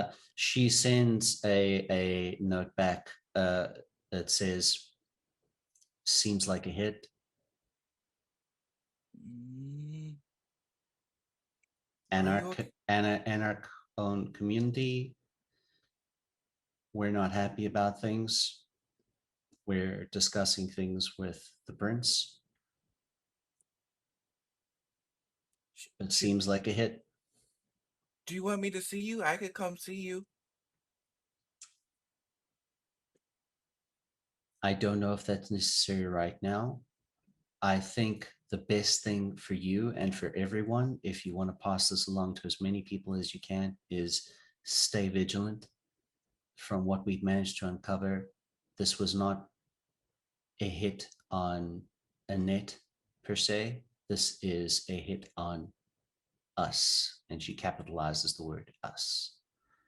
We don't know if Annette is okay or not.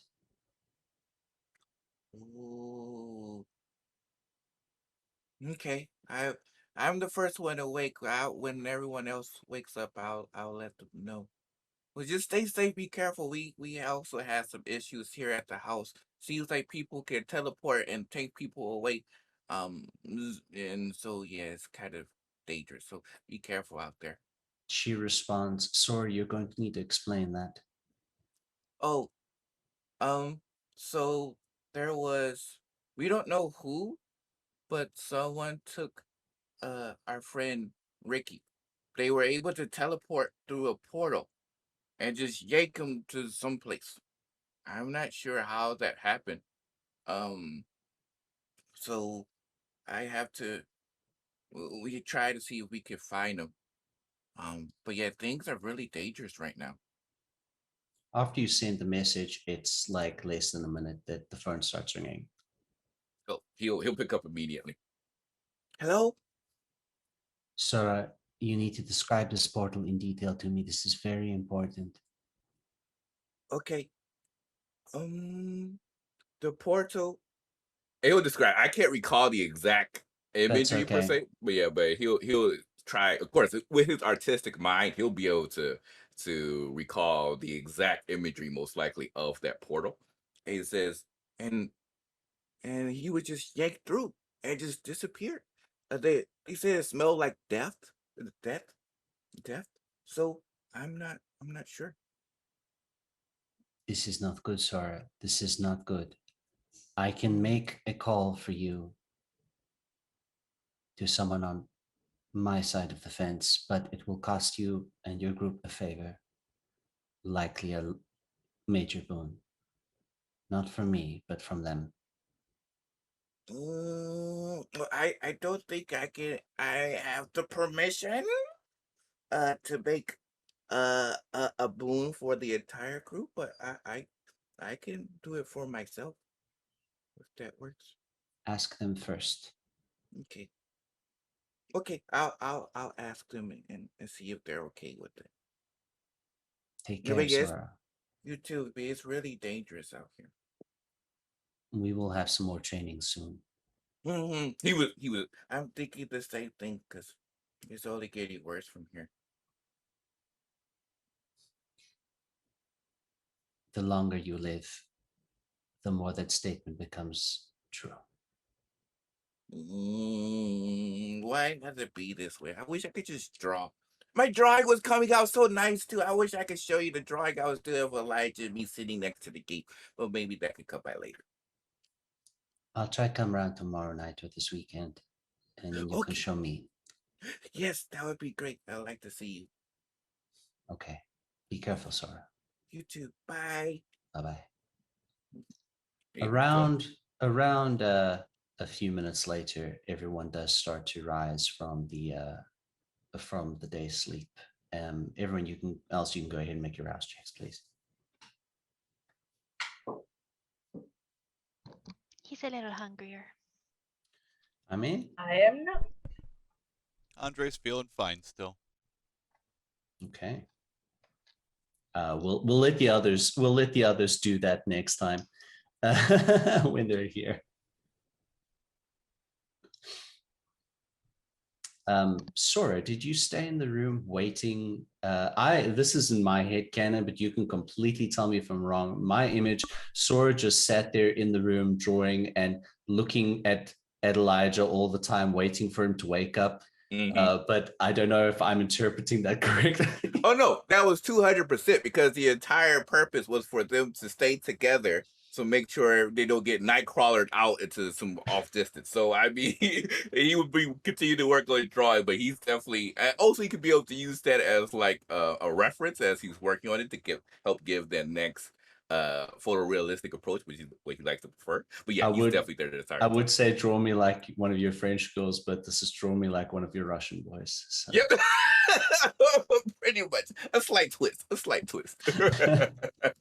So Elijah, the moment you turn around after waking up, you see that Sora is probably intently looking at you and sketching. Before he turns around, since he's just woke up, he very quietly says, Natalia, you're making noise. And then rolls over to like look and goes, Sora, why are you still doing it in my room? Who's Natalia? Oh, Never remember. you mind. He's gonna grab for his phone. Oh, yeah. You might want to look at the tweet. It's really bad right now. You have the same information that I've scrapped, Sora. He's Mhm. gonna call Annette. There is no answer. He's gonna The call her ghoul. subscriber you have dialed is not available presently. He calls her ghoul. Same situation.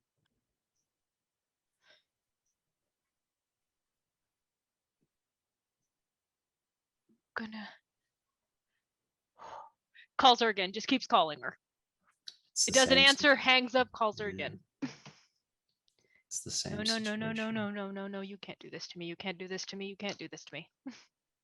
Mm. Is everything okay? She's not picking up. It's fine. It's fine. Maybe she just maybe she left her phone behind. Maybe she just Just to recall, what did Camille say about Annette that she was missing, right? It's not confirmed that Nit is dead, but it is confirmed that the hit was on purpose on the buildings. Mm-hmm. So And they have confirmed, at least on the Kindred side, that this was a planned hit against Kindred. So Sora will look towards the group. He says, "So I was able to talk to my Mawa Camille, and she said that this was a planned attack, and it was meant to be an attack against us for some reason. So the news says people were hurt and injured, and some may be dead, but we're not really sure who. So that's another reason why I wanted to stay in this room because I wanted to make sure you were safe."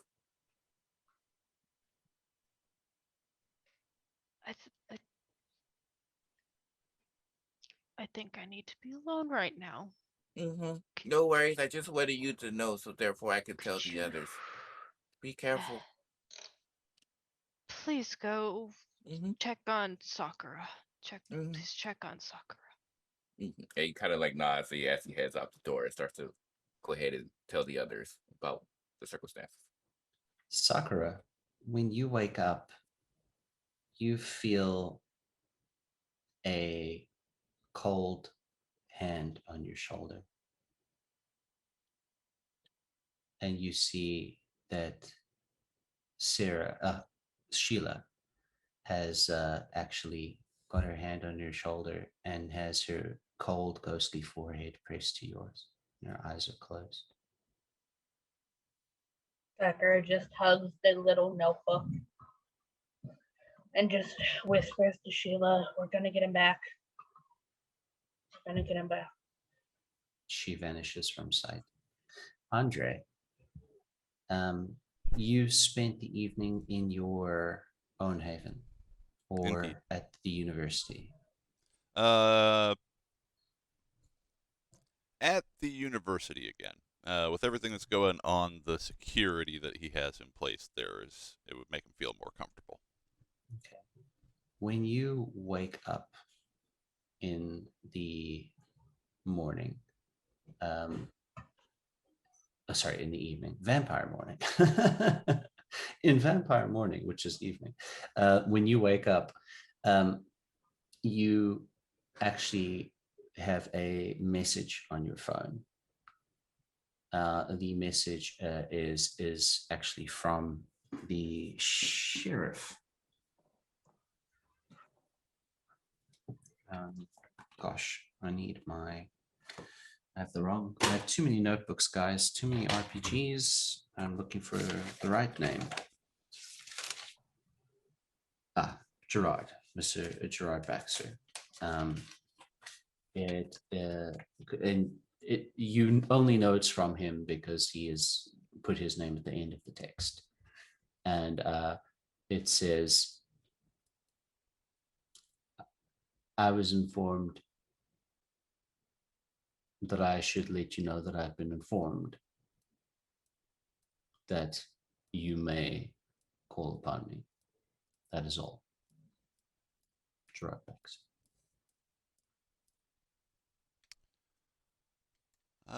Andre will go ahead and respond back, actually. The response will say, midnight, the Lounge View Gardens, and that's it. A response does come back that just says, agreed. Will you be heading to the Coterie Haven after this?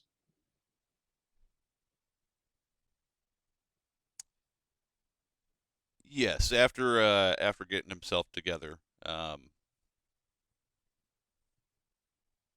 he'll go ahead and head to the Haven. He doesn't need to eat today, so he should be fine. All right. So through the magic of editing, you are there. And Sora, I imagine, would be the first one that you come across. I'm not sure where Sakura would have been during this intervening time.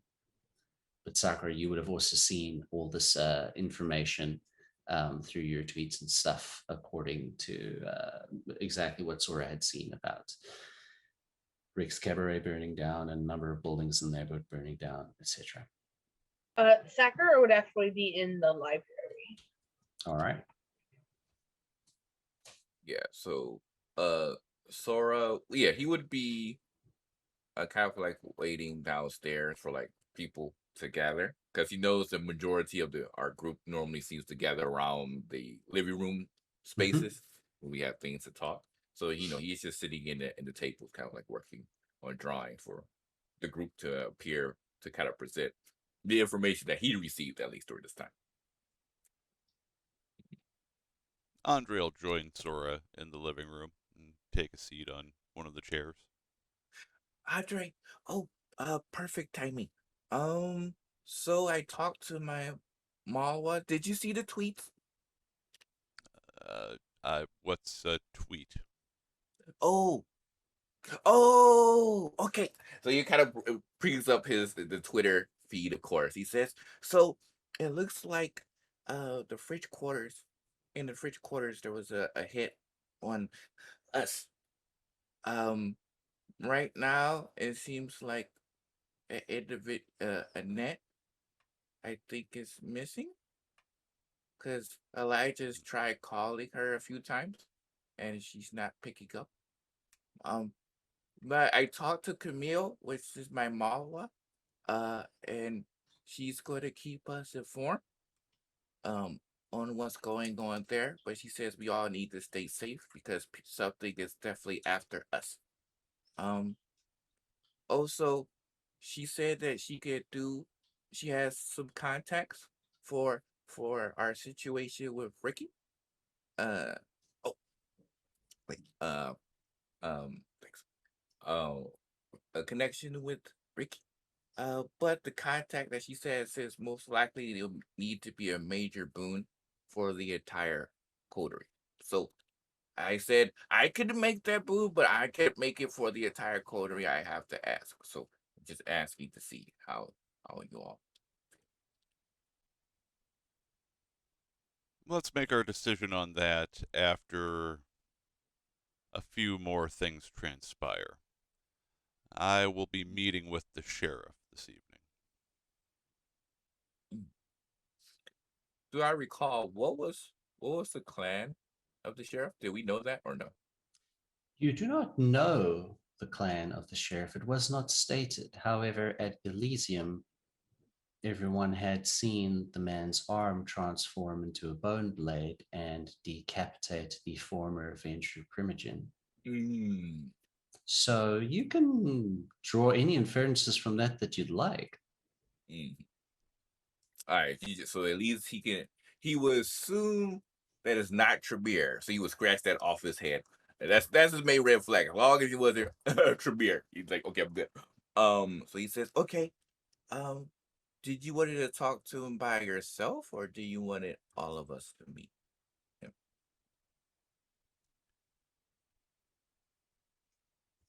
We'll be meeting in Elysium, so I would wager that it is safe for all of you to attend. However, I suspect the sheriff will want to have some private words with me. Do you even think that place is safe now? Because if the fridge quarters got attacked in any places, open season right now.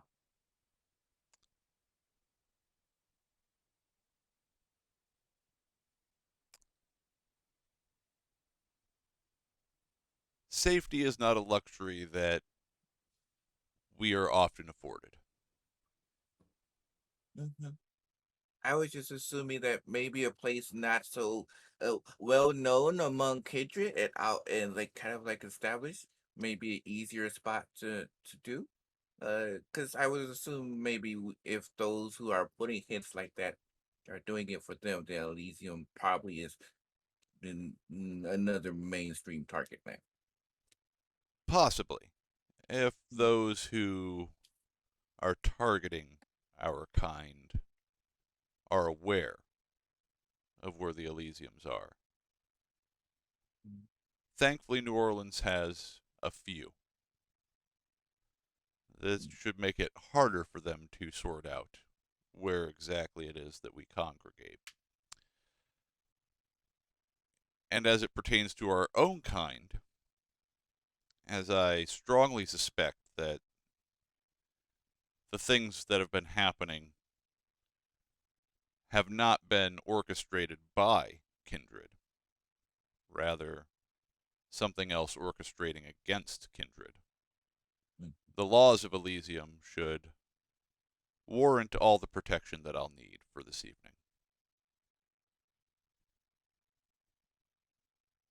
Okay, if you believe it's safe there. Absolutely not, but harder to spring a trap. Mm. That's true. Shoot, you could bring Lagatha Bernard. That's probably more protection.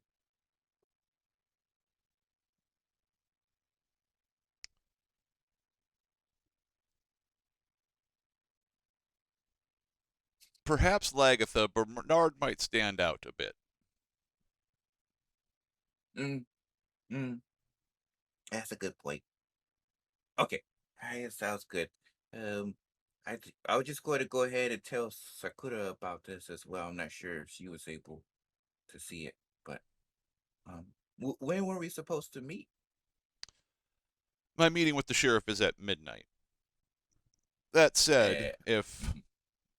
all of you have other plans there while I'm addressing business, we wouldn't necessarily all have to arrive at the same time or even necessarily all go. I know that social gatherings are not among your favorite things. Yes, as you know, I like to just stay in my room, which reminds me, he's going to take a look at his Amazon account to see 2 more days. Okay, I was like, hold on a second, how long has it been till my Bank of America door comes in? Because I was like, I mean, this is the perfect time for it to show up. So I still got 2 more days. He's like, oh, and you just hear him whisper, 2 more days, 2 more days. And then, and then he looks down and says, I mean, he looks up and says, okay, I'll tell Sakura to see what everyone's plans is, and then from there we can see. Because I still think while it's okay not for everyone to go, we should definitely do the buddy system and make sure that no one's by themselves because I feel it's really dangerous right now. Fair. Mm. Okay. All right, I'll go see what Sakura is doing. Sakura is currently in the library in the Haven, correct? Yes. I have not checked our code sheet in a while, but I can't remember. Did somebody 4. put dots in library? 4 dots in library? I don't know who, but there are 4 dots in library. Your library is stacked. It might be Mhm. Michaela. It's probably Mhm. Michaela. I Yeah, imagine. Michaela was. Mm-hmm. Yeah. She put all of her dots in there, I believe. All right. So So he'll go ahead. Sakura has, in the interim, feels very, very useless and is looking up everything she can find on the demonic possessions and such, as well as any occult books that might help explain what the hell happened, and just anything useful. Excellent. So you can make an intelligence and occult roll. You can add in the 4 for the dots of the library. So add 4 extra dice to the library.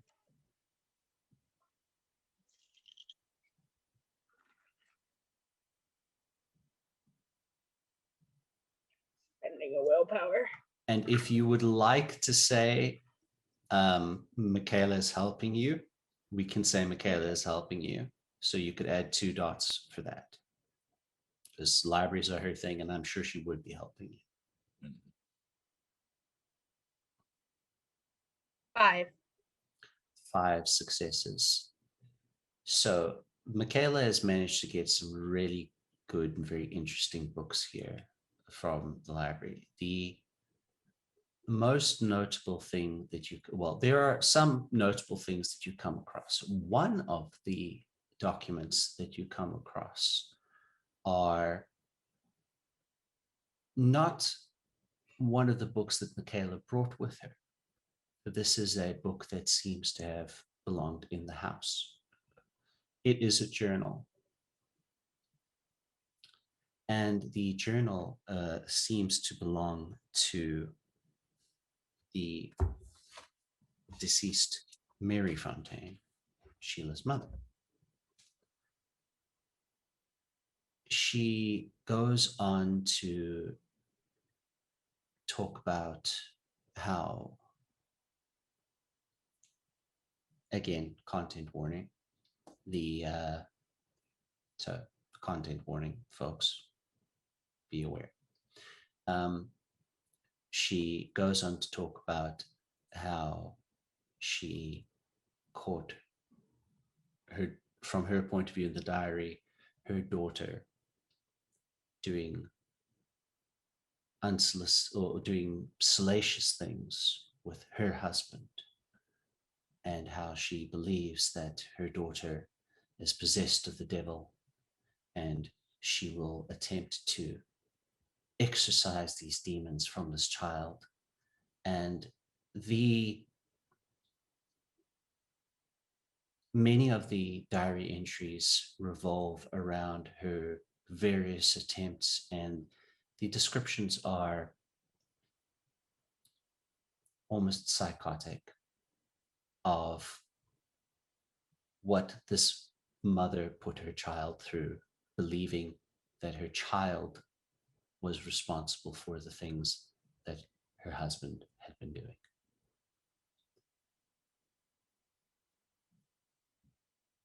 And the final entry in this journal is to the effect of, one way or another, this will end today.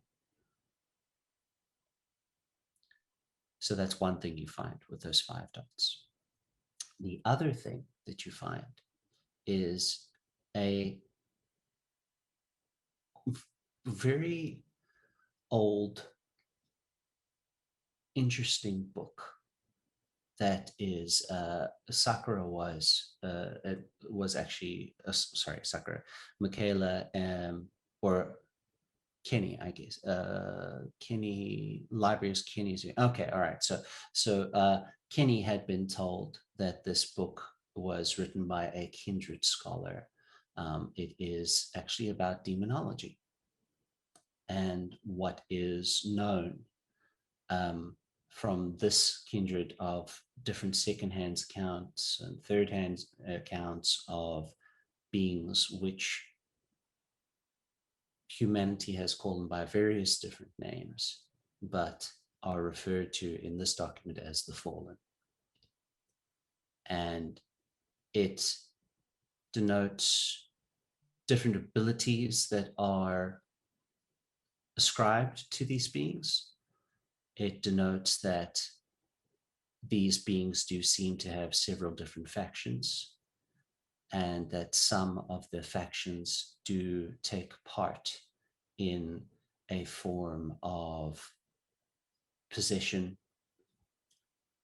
It is noted that these beings seem to derive a lot of their strength from faith or belief, a very strong belief. And there are a number of names that are listed that some of the beings have been known by. One of them is listed as being, so the way that this book is written is because it's an older text, it's actually written as this is what people believe. It's written in a very scholarly way, but a very dismissive scholarly way, as in these are tales that the kind tell. We know the truth of where we came from. So it's almost written from a slight nodist perspective, but also a dismissive sort of perspective. And it mentions a couple of names, and one of the names that it mentions in there as chief among these beings was one which they have referred to as the light bringer, or Lucifer. And as you are reading this, you and Michaela are reading this passage together, sitting in one of the other chairs in the library, suddenly there is a man in a very beautiful red and black suit, and he is exceptionally handsome, well-groomed back hair, and he has a tan skin and a great smile on his face, and he says, honestly, I don't know why they say I'm responsible for all these things. It's quite a bother. I mean, it's very easy to blame everyone's mistakes on the devil, but I never make anyone do anything. And that is where we will end our session for tonight.